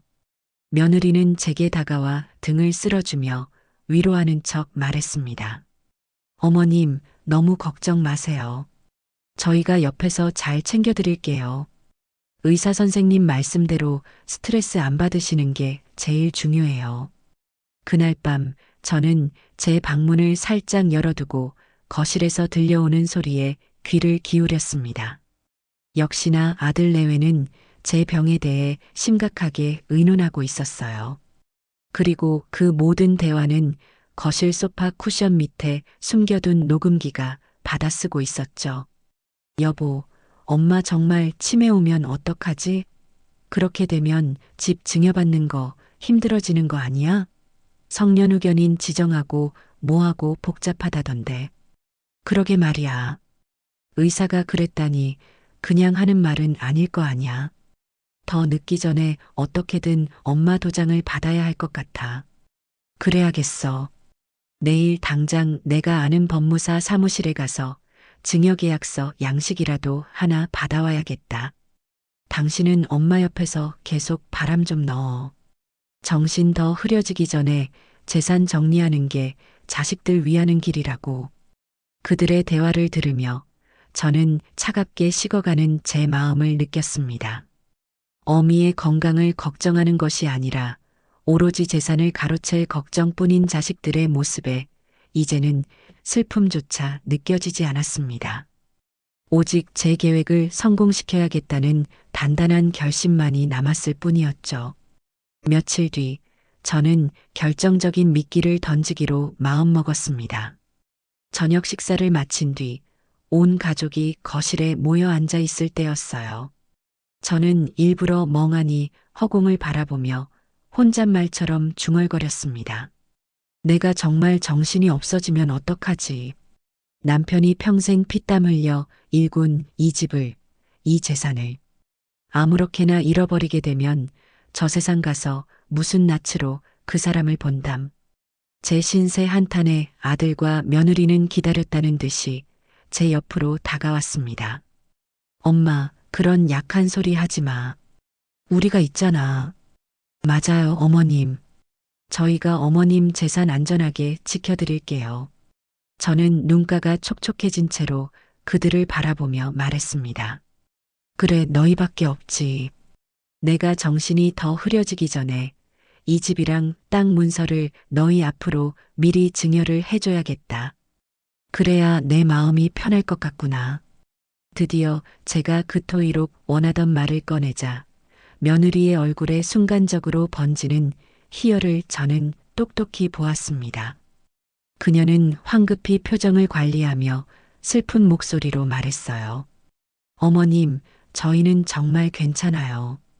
어머님이 건강하게 오래오래 사시는 게 저희 소원이에요. 아니다. 내가 내 마음 편하자고 하는 일이다. 주서가, 너는 아들이니까 이 집을 물려받는 게 당연하지.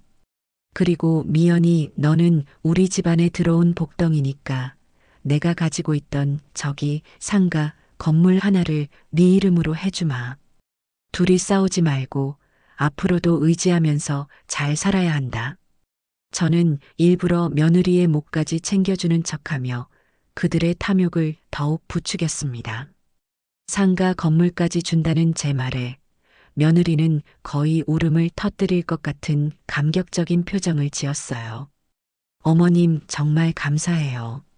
제가 앞으로 어머님께 2배, 3배로 더 잘할게요. 평생 은혜 잊지 않고 지극정성으로 모실게요. 그녀는 제 손을 잡고 눈물을 흘렸지만 저는 그 눈물이 얼마나 역겨운 거짓인지 잘 알고 있었어요. 아들 역시 감동한 얼굴로 제게 말했습니다. 엄마, 고마워. 정말 고마워. 엄마가 저를 믿어주시는 만큼 제가 앞으로 더 든든한 아들이 될게요. 저는 그들의 위선적인 효도 맹세를 들으며 속으로 차갑게 웃었습니다. 이제 모든 준비는 끝났죠. 덫은 놓아졌고 사냥감들은 제 발로 덫 안으로 걸어 들어왔습니다. 이제 남은 것은 덫의 입구를 닫아버리는 일뿐이었어요. 그날 밤 저는 제 방 침대에 누워 창밖의 달을 바라보았습니다. 남편의 사진을 향해 나지막이 속삭였죠. 여보, 보고 있죠? 내가 우리 집, 그리고 내 자신을 어떻게 지켜내는지. 하늘에서 부디 나에게 힘을 주세요. 모든 것이 끝나면 아주 길고 깊은 잠을 잘 수 있을 것만 같았어요. 제 인생을 건 연극은 순조롭게 진행되고 있었습니다. 저는 하루하루 시들어가는 노인의 모습을 실감나게 연기했고 아들 내외는 그 모습을 보며 자신들의 목표가 눈앞에 다가왔다고 확신하는 듯 보였죠. 그들의 대화는 점점 더 노골적으로 변해갔습니다.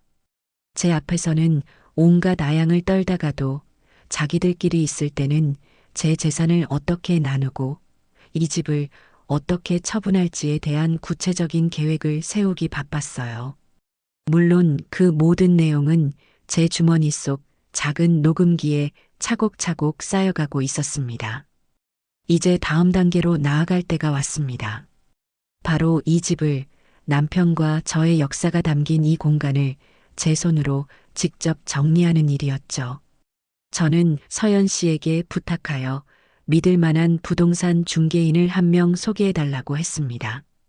그녀는 잠시 고민하더니 자신의 아버지와도 오랫동안 거래해 온 입이 무겁고 신중하기로 소문난 분이 있다며 연락처를 주었어요. 저는 그에게 연락하기에 앞서 완벽한 알리바이를 만들어야 했습니다. 마침 오랜 친구인 숙자가 무릎 수술을 하고 병원에 입원해 있었어요. 저는 며느리에게 숙자 병문안을 다녀와야겠다고 말했습니다. 미연아, 내가 내일 숙자 병문안 좀 다녀와야겠다. 혼자 입원해 있어서 마음이 영 안 좋구나. 점심 먹고 나가서 저녁 전에는 들어올게. 며느리는 제 건강을 걱정하는 척하며 말했습니다. 어머님 몸도 안 좋으신데 괜찮으시겠어요? 그냥 전화로 안부만 전하시지 그러세요. 아니다. 이럴 때일수록 얼굴을 봐야지. 괜찮으니 걱정 마라. 너희는 저녁이나 잘 챙겨 먹고 있거라. 제 단호한 태도에 며느리는 더 이상 아무 말도 하지 않았습니다. 아마 속으로는 제가 집을 비우는 것을 반겼을지도 모르는 일이죠. 제가 없는 동안 이 집을 어떻게 바꿀지에 대한 행복한 상상을 할 테니까요. 다음 날 저는 정성껏 끓인 호박죽을 보온병에 담아 집을 나섰습니다. 아들 내외에게는 숙자에게 가져다 줄 것이라고 둘러댔죠. 버스를 타고 몇 정거장 가서 저는 숙자가 입원한 병원이 아닌 전혀 다른 방향으로 가는 택시를 잡아탔습니다. 서연 씨가 알려준 부동산 사무실은 저희 동네에서 꽤 떨어진 곳에 위치해 있었어요. 혹시라도 아는 사람을 마주칠 가능성을 최소화하기 위한 서연 씨의 세심한 배려였죠. 사무실에 들어서자 인상이 좋아 보이는 중년의 남성이 저를 맞았습니다. 서연 씨에게 미리 연락을 받아놓은 듯 저를 안쪽의 조용한 상담실로 안내했어요. 김영희 어르신 맞으시죠? 박 변호사님께 말씀 많이 들었습니다. 편하게 앉으세요. 그의 차분하고 신뢰감 있는 목소리에 긴장했던 마음이 조금은 누그러졌습니다. 저는 그와 마주 앉아 제가 찾아온 이유를 조심스럽게 설명했습니다. 사실은 제가 가진 집을 좀 처분할까 해서요. 남편과 살던 집인데 혼자 살기에는 너무 넓고 관리하기도 벅차서요. 좀 더 작고 편한 곳으로 옮기고 싶어서 그럽니다. 중개인은 제 말을 조용히 듣고는 고개를 끄덕였습니다. 그는 제 사적인 부분에 대해 꼬치꼬치 캐묻지 않았어요. 그저 전문가로서 제가 원하는 바를 정확히 파악하는 데 집중했죠. 네, 그러시군요. 한 가지 여쭤볼 것이 있습니다. 매각을 서두르시는 편이신가요? 아니면 좋은 가격을 받을 때까지 기다리실 여유가 있으신가요? 최대한 빨리 그리고 최대한 조용하게 진행하고 싶습니다. 여러 사람이 집을 드나드는 것을 원치 않아요. 제 말에 그는 잠시 생각에 잠기더니 그렇다면 정말로 구매 의사가 확실한 손님에게만 집을 공개하는 방식으로 진행하는 것이 좋겠다고 말했습니다. 저는 그에게 집 주소와 관련 서류들을 건넸어요. 그는 서류를 꼼꼼히 검토하고 컴퓨터로 무언가를 한참 조회해 보더니 놀란 표정으로 저를 바라보았습니다. 어르신, 혹시 알고 계셨습니까? 어르신 댁이 위치한 동네가 최근에 재개발 계획 발표 후보지로 거론되면서 땅값이 엄청나게 올랐습니다. 제가 지금 대략적으로 시세를 확인해 보니 어르신께서 생각하시는 것보다 훨씬 높은 가격을 받으실 수 있을 것 같습니다. 그가 제시한 예상 매매가는 제 상상을 훨씬 뛰어넘는 금액이었습니다. 남편과 제가 평생을 바쳐 마련하고 가꾼 집이 이제는 우리가 상상도 못했던 가치를 지닌 자산이 되어 있었던 거죠. 순간 가슴이 벅차올랐습니다. 이것은 단순히 돈의 액수 문제가 아니었어요. 남편과 저의 성실했던 삶 전체를 보상받는 듯한 기분이었습니다. 여보, 보고 있어요? 우리가 함께 만든 이 집이 이렇게나 귀한 대접을 받게 되었어요. 저는 잠시 눈을 감고 남편을 떠올렸습니다. 이 돈이라면 제 노후를 그 누구에게도 의지하지 않고 당당하게 보낼 수 있을 겁니다. 그리고 제 어리석은 자식들에게도 인생의 쓴맛을 가르쳐 줄 아주 좋은 무기가 될 수 있겠죠. 저는 중개인에게 단호하게 말했습니다. 좋은 가격을 받는 것도 중요하지만 저는 신속하고 조용한 거래를 더 원합니다. 시세보다 조금 낮추더라도 확실하고 깔끔하게 거래할 수 있는 사람으로 알아봐 주세요. 알겠습니다, 어르신. 어르신의 뜻을 존중하여 최대한 조건에 맞는 분을 찾아보겠습니다. 좋은 소식이 오는 대로 바로 연락드리죠. 부동산 사무실을 나오자 바깥의 햇살이 유난히 따스하게 느껴졌습니다. 제 마음속을 짓누르던 무거운 돌덩이 하나가 사라진 기분이었죠. 저는 발걸음을 옮겨 숙자가 입원한 병원으로 향했습니다. 빈손으로 갈 수는 없으니 가는 길에 시장에 들러 숙자가 좋아하는 과일과 빵을 좀 샀어요. 숙자는 저를 보자마자 왈칵 눈물을 쏟으며 반가워했습니다. 영희야, 너 온다고 연락도 없이 보고 싶었다. 나도 보고 싶었다. 몸은 좀 어때? 수술은 잘 됐다고 들었다. 저는 숙자의 손을 잡고 한참 동안 그간의 안부를 물었습니다. 그리고 제가 준비해온 호박죽과 과일을 꺼내 주었죠. 숙자는 제가 집을 나왔다는 사실을 꿈에도 모른 채 그저 제 방문을 고마워할 뿐이었습니다. 친구의 순수한 얼굴을 보니 제 자신이 잠시 부끄러워지기도 했습니다. 하지만 저는 마음을 다잡았어요.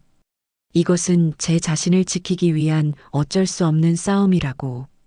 그날 이후로 저는 더욱 대담하게 움직이기 시작했습니다.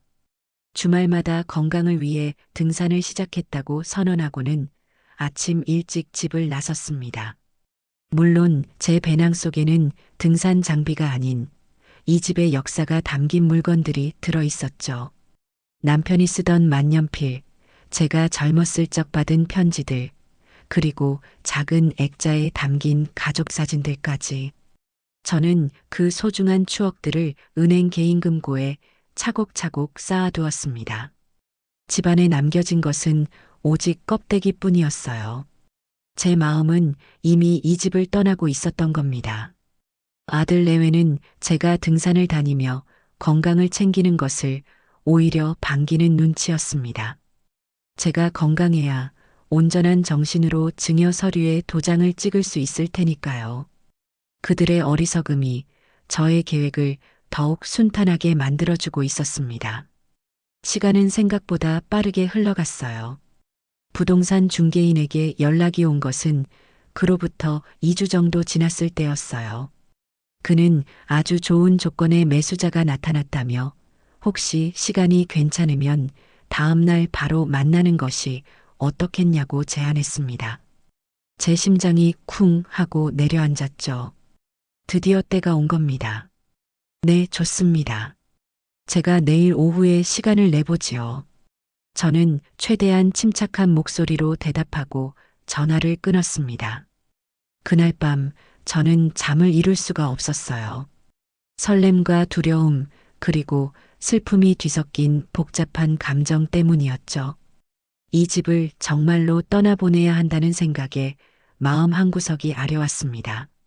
남편과의 추억이 깃든 이곳을 제 발로 떠나야만 하는 이 현실이 서글펐습니다.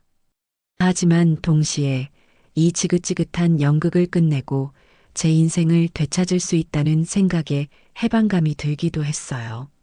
다음 날 저는 어김없이 친구 병문안을 핑계로 집을 나섰습니다. 약속 장소인 부동산 사무실에 도착하니 중개인과 함께 인상이 아주 선해 보이는 젊은 부부가 앉아 있었어요. 아이가 둘이라고 했는데 그래서인지 정원이 있는 저희 집에 큰 매력을 느꼈다고 하더군요. 안녕하세요, 어르신. 말씀 많이 들었습니다. 집을 정말 애정을 갖고 가꾸셨다고요. 내 남편이 살아있을 때부터 애지중지하던 집이라서요. 저희 아이들이 마음껏 뛰어놀 수 있는 마당이 있는 집을 오랫동안 찾았어요. 어르신께서 평생을 갖고 오신 이 집을 저희가 이어받을 수 있다면 정말 큰 영광일 것 같습니다. 부부의 진심 어린 눈빛을 보니 마음이 놓였습니다. 적어도 이 집을 돈으로만 보는 사람들은 아니라는 생각이 들었죠. 이들이라면 남편과 저의 추억이 담긴 이 공간을 소중히 여겨줄 것 같았습니다. 우리는 계약 조건에 대해 이야기를 나누었고 모든 것이 순조롭게 진행되었습니다. 저는 그 자리에서 바로 가계약서에 도장을 찍었습니다. 잔금은 일주일 뒤에 치르기로 약속했죠. 사무실을 나오는데 다리에 힘이 풀려 휘청할 뻔했습니다. 커다란 산을 하나 넘은 기분이었어요. 하지만 아직 끝난 것이 아니었습니다. 이제부터는 집안에 있는 두 마리의 여우를 완벽하게 속여 넘겨야 했죠. 집으로 돌아온 저는 마치 아무 일도 없었다는 듯이 저녁 식사를 준비했습니다. 그리고는 서류 가방에서 미리 준비해둔 가짜 서류 몇 장을 꺼내 거실 테이블 위에 슬쩍 올려두었어요. 부동산 증여 계약서 샘플, 상속세 관련 법규 같은 제목이 적힌 인터넷에서 출력한 서류들이었죠.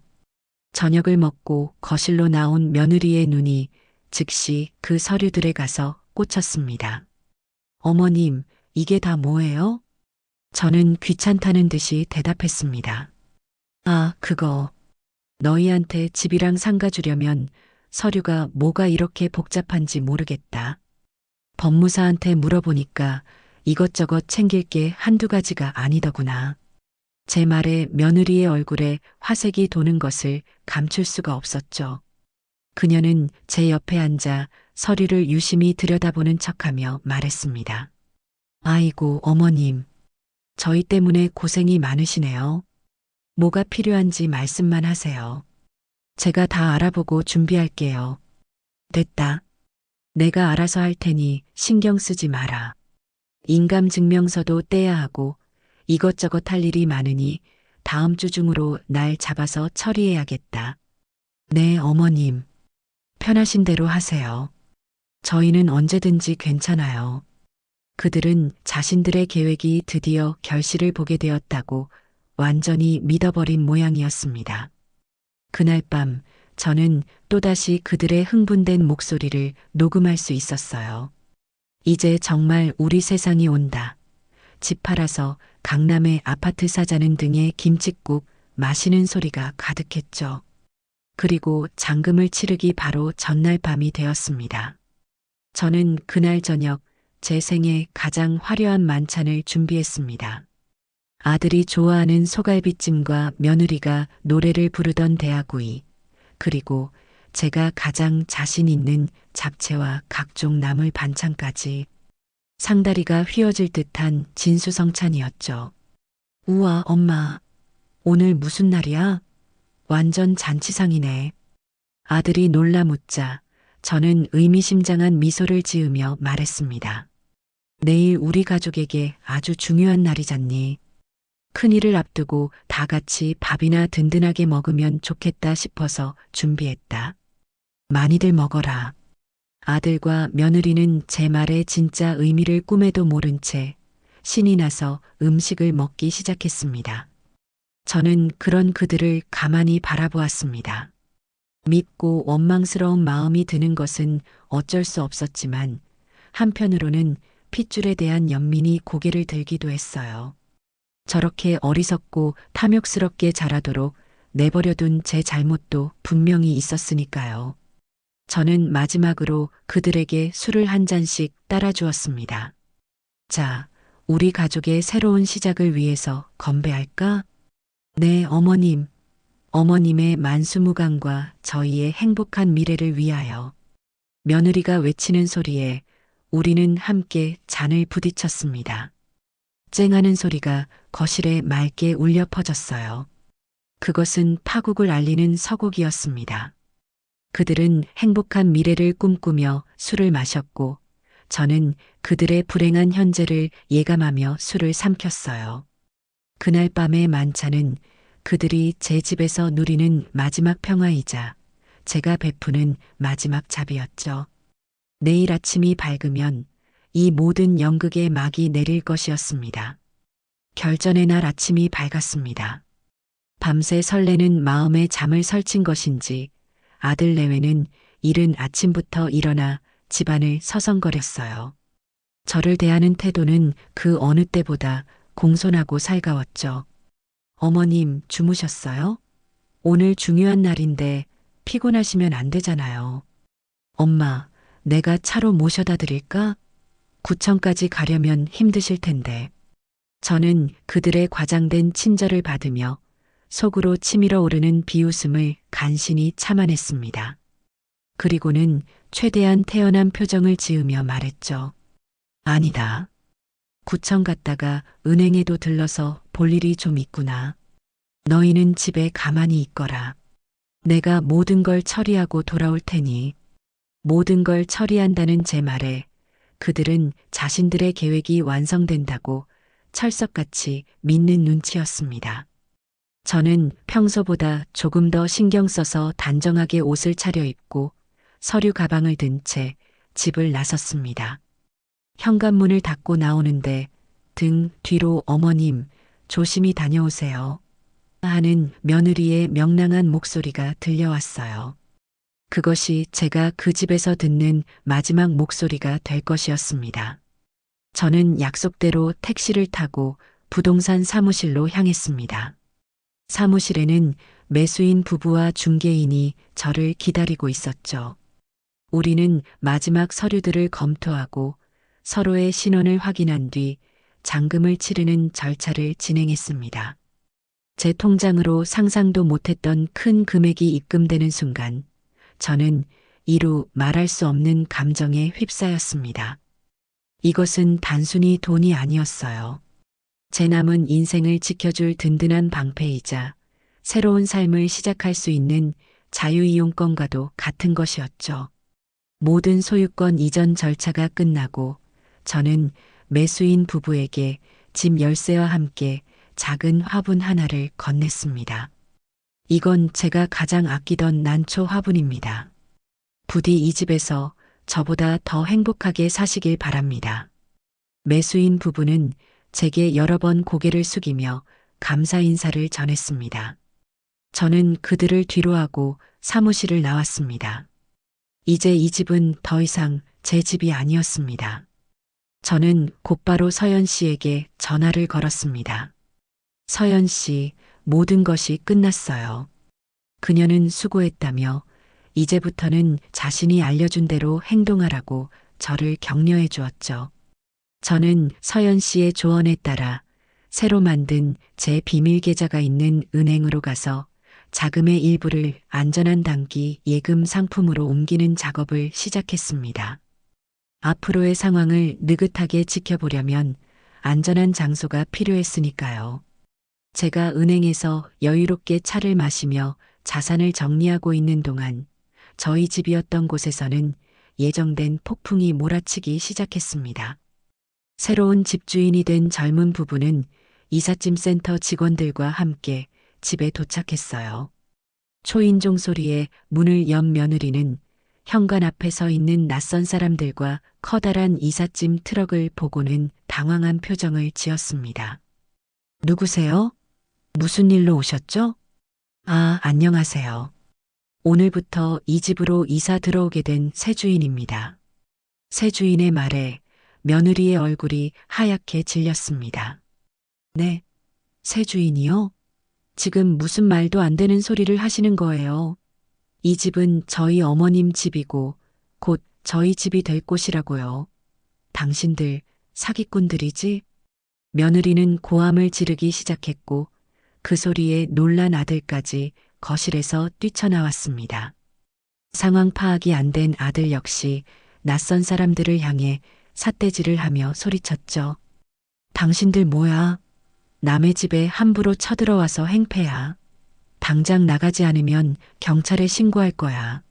하지만 새 주인은 당황하지 않고 품 안에서 등기부등본을 꺼내 그들 앞에 펼쳐 보였습니다. 그 서류에는 어제 날짜로 소유권이 이전된 자신들의 이름이 선명하게 찍혀 있었죠. 여기 보시죠.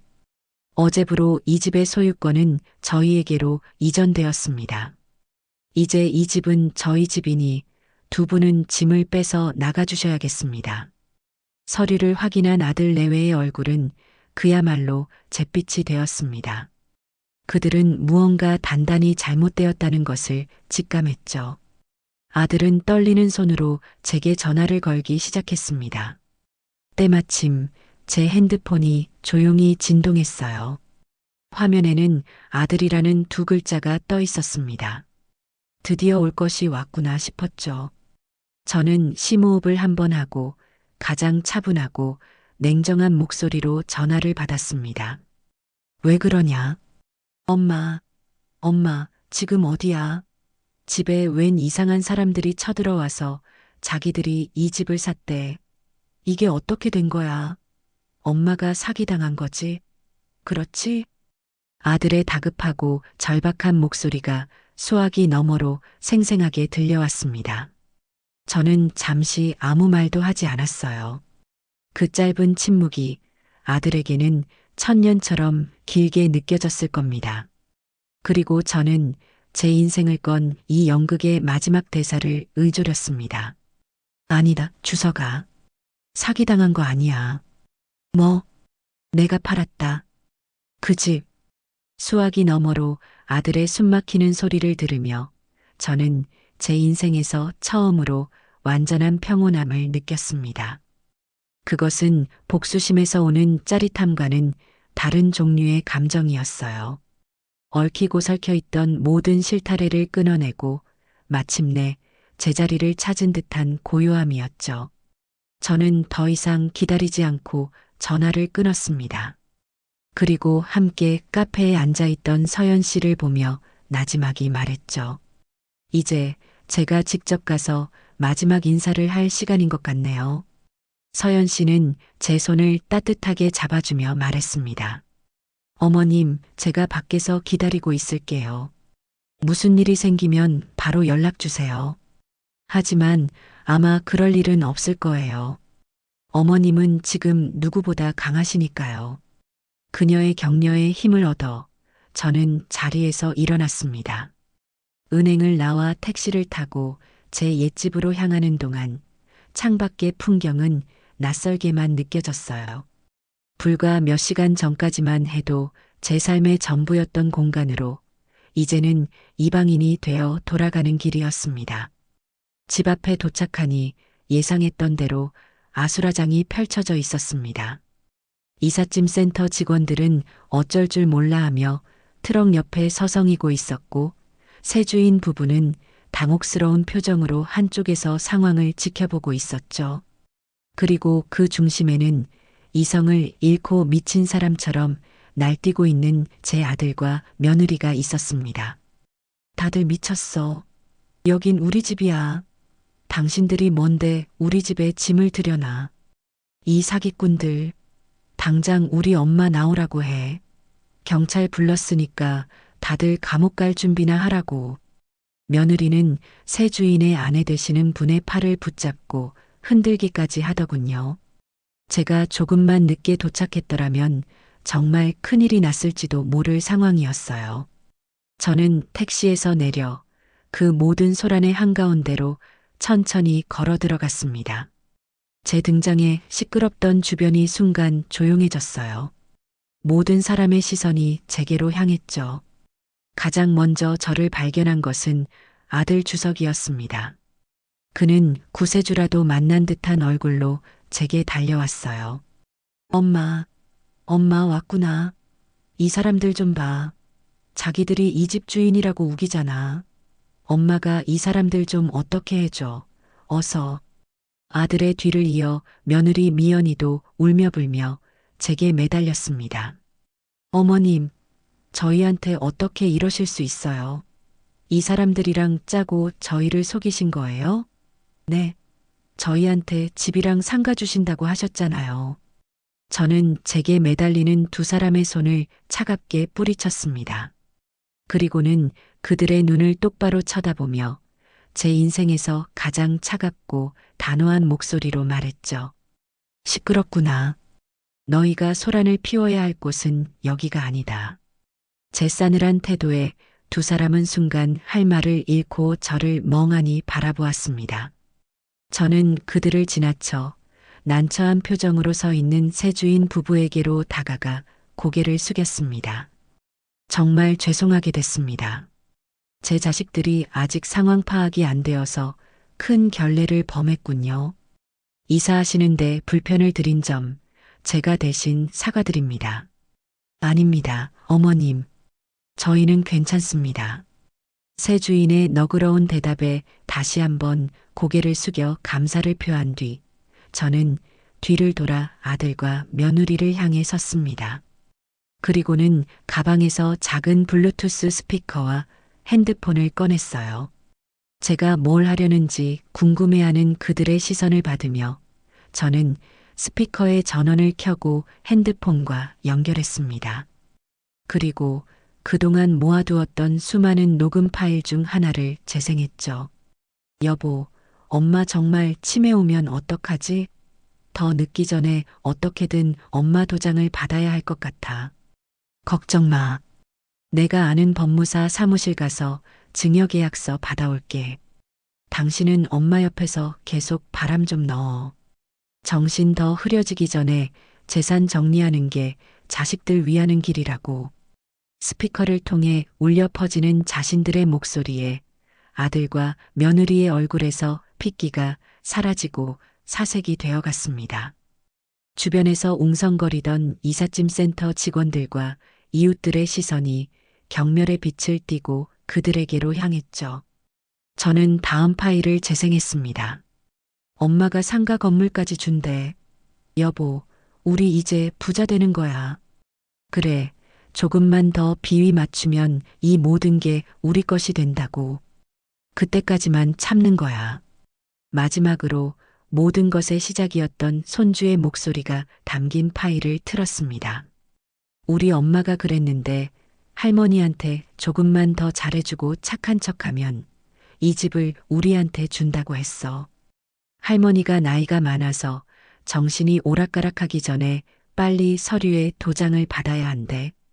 아이의 천진난만한 목소리가 그들의 추악한 탐욕을 만천하에 공개하는 순간 며느리는 그 자리에 주저앉아 버렸습니다. 아들은 고개를 푹 숙인 채 차마 제 얼굴을 쳐다보지 못했어요. 저는 스피커를 껐습니다. 그리고는 그들을 향해 제 인생을 건 마지막 선언을 시작했죠. 너희는 이 집이 욕심났겠지. 너희가 보기에 늙고 외로운 나는 속여 넘기기 쉬운 상대였을 테니까. 너희는 이 집의 벽돌과 땅만 보았지. 그 안에 담긴 내 남편과 나의 인생, 나의 추억은 단 한순간도 존중하지 않았다. 제 목소리는 떨리지 않았습니다. 너희는 나를 가족으로 생각한 것이 아니라 너희의 안락한 미래를 보장해줄 재산으로만 여겼지. 너희는 자식이 아니라 내 둥지에 들어와 내 모든 것을 빼앗으려 한 뻐꾸기 새끼와 다름없었다. 저는 한 걸음 더 그들에게 다가갔습니다. 하지만 너희가 한 가지 착각한 게 있어. 나는 너희가 생각하는 것처럼 어리석고 나약한 늙은이가 아니라는 거다. 나는 내 인생을, 내 재산을, 그리고 내 존엄을 지킬 힘이 있는 사람이다. 그래서 나는 너희에게 이 집을 주는 대신 너희에게서 이 집을 빼앗기로 결정했다. 저는 가방에서 통장 하나를 꺼내 아들의 손에 쥐어주었습니다. 그 안에는 너희가 당장 살 방 한 칸을 구할 수 있는 최소한의 돈이 들어있다. 전세는커녕 월세 보증금으로도 빠듯한 돈일 게다. 이것이 내가 너희에게 주는 마지막 유산이자 마지막 잡이다. 그리고 저는 며느리를 향해 말했습니다. 너는 나에게 지극정성으로 모시겠다고 했지. 이제 그 지극정성을 너 자신과 네 남편, 네 자식을 위해 쏟아보아라. 남의 것을 탐하지 않고 너희 두 사람의 힘으로 일어서서 살아남는 법을 배워야 할 것이다. 마지막으로 저는 아들을 보며 말했습니다. 나는 너를 벌주는 것이 아니다. 나는 너에게 기회를 주는 것이다. 이제 더 이상 엄마 치마폭에 숨어 사는 철없는 아들이 아니라 한 가정의 가장으로서, 한 여자의 남편으로서, 한 아이의 아버지로서 책임감을 갖고 살아갈 기회를 말이다. 그 기회를 잡을지 버릴지는 이제 온전히 너의 몫이다. 저는 할 말을 모두 마쳤어요. 더 이상 그들에게 해줄 말도 듣고 싶은 말도 없었어요. 저는 그들을 등지고 천천히 돌아섰습니다. 뒤에서 저를 부르는 아들의 절규가 들려왔지만 저는 단 한 번도 뒤를 돌아보지 않았어요. 제가 걸어 나오자 길가에 대기하고 있던 서연 씨의 차 문이 열렸습니다. 저는 아무 말 없이 차에 올라탔습니다.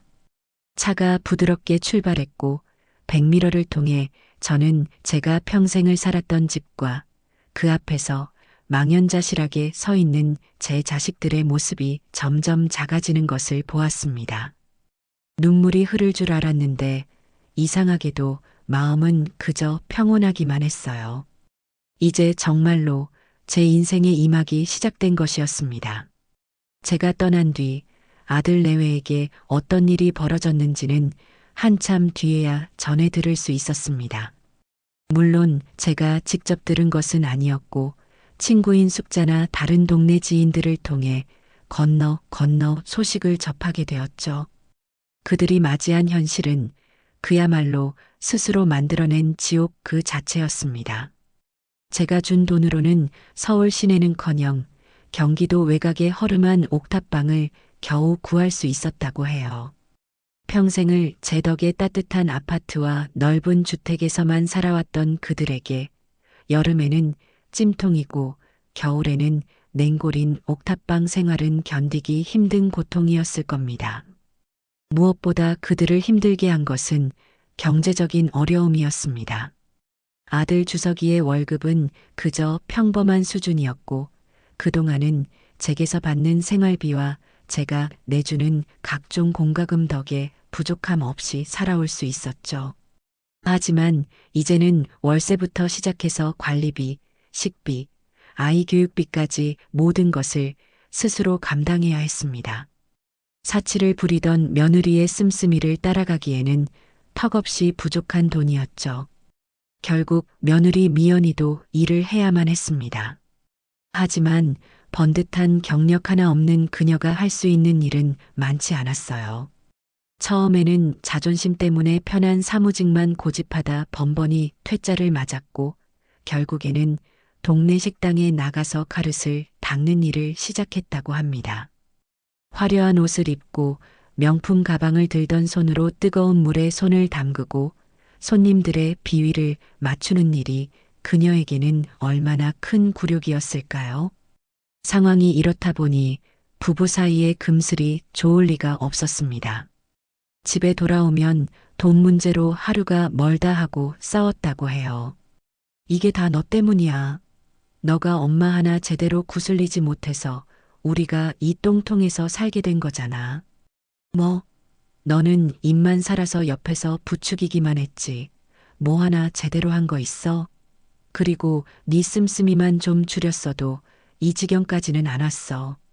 서로에게 책임을 떠넘기고 서로의 과거를 들추며 상처를 주는 날들이 반복되었습니다.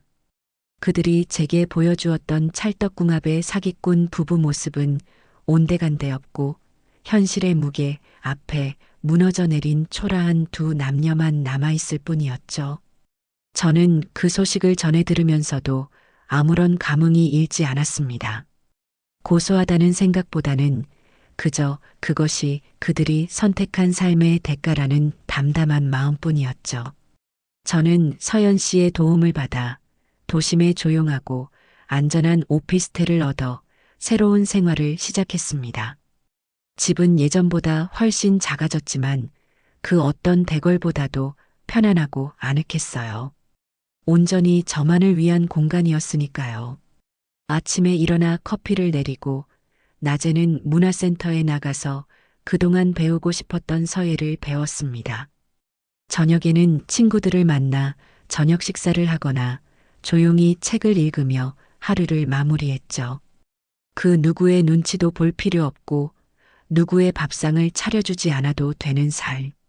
저는 제 인생에서 처음으로 완전한 자유와 평화를 맛보고 있었습니다.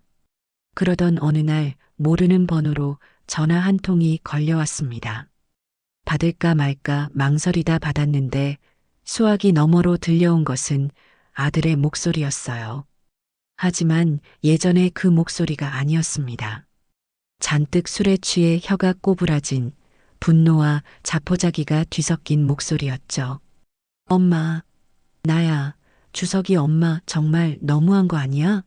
어떻게 아들한테 이럴 수가 있어. 내가 엄마 아들인데 엄마 때문에 내 인생이 다 망가졌어. 미연이는 매일 나를 들들볶고 나는 회사에서 개처럼 일해도 남는 게 없어. 이게 다 엄마 때문이야. 아들은 저를 원망하고 저주하는 말을 한참 동안이나 쏟아냈습니다. 저는 아무 말 없이 그 모든 말을 듣고만 있었습니다.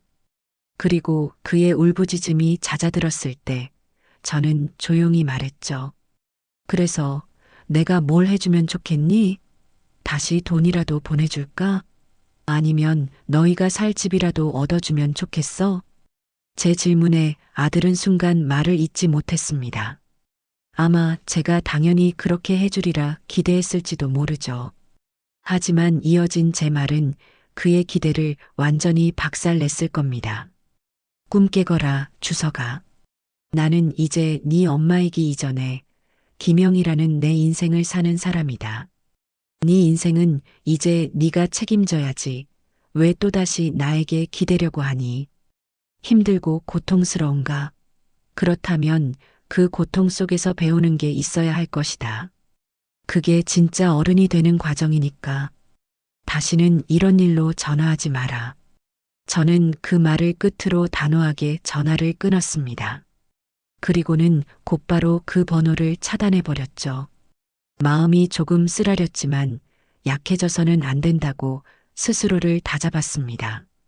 제가 지금 동정심에 손을 내밀면 아들은 영원히 갓난아기 상태에서 벗어나지 못할 테니까요. 시간이 약이라는 말은 정말 맞는 것 같았습니다. 계절이 두어 번 바뀌는 동안 아들에게서는 더 이상 아무런 연락도 오지 않았습니다. 저 역시 그들의 소식을 일부러 찾아 듣지 않았어요. 그렇게 서로가 서로의 삶에서 완전히 잊혀가는 듯 했습니다. 그러던 어느 늦은 가을 저녁이었어요. 저는 거실에서 뜨개질을 하고 있었는데 문득 창밖을 보니 첫눈이 내리고 있더군요. 남편이 살아있을 때 우리는 첫눈이 오는 날이면 항상 따뜻한 뱅쇼를 만들어 마시곤 했습니다. 옛 생각이 나서 저도 모르게 쓸쓸한 미소를 짓고 있는데 바로 그때 제 핸드폰이 다시 한번 울렸습니다. 또다시 모르는 번호였어요. 저는 망설이다 이번에도 전화를 받았습니다. 수화기 너머에서는 한참 동안 아무런 소리도 들려오지 않았습니다. 그저 누군가의 거친 숨소리와 흐느낌만이 희미하게 전해져 올 뿐이었죠. 제가 여보세요? 하고 묻는 순간 드디어 익숙하지만 너무나도 낯설게 변해버린 목소리가 들려왔습니다. 엄마, 아들이었습니다. 하지만 지난번에 그 분노에 찬 목소리가 아니었어요. 모든 것을 잃어버린 사람의 공허하고 모든 것을 내려놓은 사람의 처절한 목소리였습니다. 제가 잘못했어요. 엄마 다 제 잘못이에요. 아들은 말을 잇지 못하고 흐느꼈습니다. 그 울음소리에는 더 이상 원망이나 변명이 섞여 있지 않았어요. 오직 순수한 후회와 반성만이 담겨 있었습니다. 저는 그 울음소리를 들으며 길고 길었던 아들의 방황이 드디어 끝나가고 있음을 직감했어요. 그리고 어쩌면 우리의 새로운 관계가 시작될 수도 있겠다는 아주 작은 희망을 품게 되었습니다. 아들의 흐느낌을 얼마 동안이나 말없이 듣고 있었는지 모르겠습니다. 시간이 아주 길게 그리고 또 아주 느리게 흘러가는 것 같았어요. 지난 세월의 아픔과 원망, 그리고 그럼에도 불구하고 끊어낼 수 없었던 모정까지 온갖 감정이 제 마음속에서 소용돌이쳤습니다. 마침내 아들의 울음이 조금 잦아들었을 때 저는 마음을 가다듬고 입을 열었어요. 제 목소리는 저도 모르게 조금 잠겨 있었죠. 밥은 먹고 다니는 거냐? 제 첫마디는 원망도 용서도 아닌 그저 안부를 묻는 말이었습니다. 그 질문에 아들은 또다시 말을 잇지 못하고 울음을 터뜨렸습니다. 어미에게는 자식의 안녕보다 더 중요한 것이 없다는 것을 녀석도 이제는 조금은 알게 된 것이겠지요. 저는 아들을 다그치거나 위로하지 않았습니다. 그저 담담하게 말했어요. 이번 주말에 시간 괜찮으면 찾아오너라. 미연이랑 민준이도 같이. 내가 새로 이사한 집 주소 문자로 보내주마. 엄마 제가 무슨 자격으로 엄마를 자격 따지려고 부르는 거 아니다. 그냥 얼굴 보고 이야기하자는 거다. 올지 안 올지는 너희가 결정해라. 저는 그 말을 끝으로 전화를 끊었습니다. 공은 이제 그들에게 넘어갔어요. 그들이 정말로 반성하고 새로운 관계를 맺을 용기가 있다면 찾아올 것이고 그렇지 않다면 영원히 이렇게 연이 끊어지게 되겠죠. 저는 그 어떤 결과라도 받아들일 준비가 되어 있었습니다. 주말이 되기까지 며칠 동안 저는 여러 번 마음이 흔들렸습니다. 그들을 다시 만나는 것이 과연 옳은 일일까? 또다시 상처를 받게 되는 것은 아닐까? 하지만 저는 제 자신을 믿기로 했습니다. 저는 이제 예전의 제가 아니었으니까요. 제 행복을 남에게 저당 잡히지 않을 만큼 저는 충분히 단단해져 있었습니다. 약속한 토요일 오후 초인종이 울렸습니다. 인터폰 화면에는 잔뜩 수척해진 얼굴의 아들과 고개를 푹 숙인 채 차마 화면을 쳐다보지도 못하는 며느리, 그리고 어색하게 그들 옆에 서 있는 손주 민준이의 모습이 보였습니다. 저는 깊은 심호흡을 한번 하고 현관문을 열어주었습니다. 1년 반 만에 마주한 아들 내외의 모습은 제가 상상했던 것보다 훨씬 더 초라했습니다. 값비싼 옷과 명품 대신 낡고 해진 옷을 입고 있었어요. 하지만 그들의 눈빛은 예전처럼 탐욕과 거짓으로 번들거리는 대신 삶의 무게에 짓눌린 고단함과 깊은 부끄러움이 서려 있었습니다. 어서 들어오너라. 제 말에 며느리는 문지방을 넘자마자 제 앞에 털썩 무릎을 꿇었습니다. 그리고는 이마가 바닥에 닿도록 깊이 고개를 숙이며 울기 시작했어요. 어머님, 제가 죽을 죄를 지었습니다. 정말 죄송합니다. 옆에 서 있던 아들 역시 아내를 따라 무릎을 꿇고 고개를 숙였습니다. 저는 그들을 내려다보며 아무 말도 하지 않았습니다. 그들에게 필요한 것은 제 위로나 용서의 말이 아니라 스스로의 잘못을 온전히 직면하고 반성할 시간이라는 것을 알았기 때문이었죠.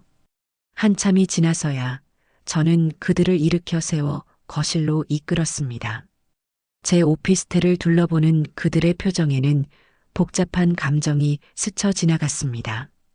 예전에 살던 대저택에 비하면 한없이 작고 소박한 공간이었지만 이곳에는 평화와 안정, 그리고 주인의 품격이 고스란히 묻어 있었으니까요. 그것은 그들이 돈으로는 결코 살 수 없는 것들이었습니다. 저는 그들을 위해 따뜻한 밥상을 차렸습니다. 갈비찜이나 대하구이 같은 화려한 음식은 없었어요.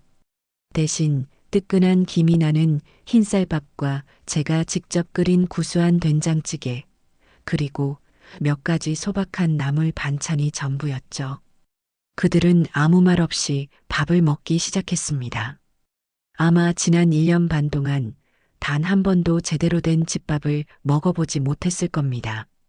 아들은 어린 시절 그랬던 것처럼 밥을 찌개에 푹푹 비벼 허겁지겁 먹었고, 며느리는 고개를 숙인 채 눈물과 함께 밥을 삼켰습니다. 식사가 끝나고 저는 그들에게 과일을 깎아주며 마지막으로 하고 싶었던 이야기를 꺼냈습니다. 내가 너희에게서 모든 것을 빼앗았다고 생각하겠지. 하지만 나는 너희의 것을 빼앗은 것이 아니라 나의 것을 지켰을 뿐이다. 제 말에 아들과 며느리는 조용히 고개를 들어 저를 바라보았습니다. 그리고 나는 너희를 길바닥에 나앉게 해서 고통을 주려고 했던 것이 아니야. 너희가 스스로의 힘으로 일어서는 법을 배우게 하고 싶었다. 부모가 자식에게 물려줘야 할 진짜 유산은 돈이나 집이 아니라 어떤 시련이 닥쳐도 제 힘으로 살아나갈 수 있는 강인한 정신력이라고 나는 그렇게 믿는다. 저는 아들을 보며 말했습니다. 너는 그동안 힘든 시간을 보내면서 가장으로서의 책임감이 무엇인지 조금은 배웠을 거라 생각한다. 그리고 며느리를 보며 말했죠. 너 역시 땀 흘려 돈을 버는 것이 얼마나 소중하고 힘든 일인지 깨달았을 것이다. 이제 너희는 모든 것을 처음부터 다시 시작해야 한다. 내가 금전적으로 큰 도움을 주지는 않을 것이다. 너희는 이미 너희의 힘으로 살아가는 법을 배우기 시작했으니까. 다만, 저는 잠시 말을 멈추고 그들을 둘러보았습니다. 어미로서, 시어미로서, 그리고 할미로서 너희가 올바른 길을 가는지 뒤에서 묵묵히 지켜보고는 있겠다. 힘들 때, 정말 죽을 것 같을 때 전화하거라. 그때는 내가 따뜻한 밥 한 끼는 차려줄 수 있으니. 제 말이 끝나자 며느리는 다시 한번 소리 없이 눈물을 흘렸고 아들의 눈가 역시 붉게 물들어 있었습니다. 그날 그들은 저녁 늦게까지 머물다 돌아갔습니다. 돌아가는 그들의 뒷모습은 여전히 고단하고 힘겨워 보였지만 적어도 예전처럼 공허해 보이지는 않았어요.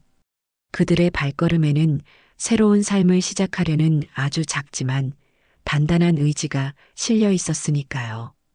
그들이 떠난 뒤 저는 혼자 거실에 앉아 창밖의 야경을 바라보았습니다. 모든 것이 끝났습니다. 길고 길었던 싸움이, 그리고 제 안의 미움과 분노까지도요. 저는 그들을 완벽하게 용서하지는 못할 겁니다. 하지만 이제는 그들을 이해할 수는 있을 것 같았어요. 그리고 그것으로 충분했습니다. 저는 이제 더 이상 누군가의 아내나 엄마가 아닌 온전한 김영희로서의 삶을 살아갈 겁니다. 때로는 이렇게 자식들과 밥 한 끼를 나누는 평범한 행복을 누리면서 말이죠. 새로운 관계는 이제 막 시작되었습니다. 이전과는 전혀 다른 서로의 삶을 존중하는 건강한 관계가 될 것이라고 저는 믿어 의심치 않습니다. 제 인생의 주인은 바로 저 자신이니까요.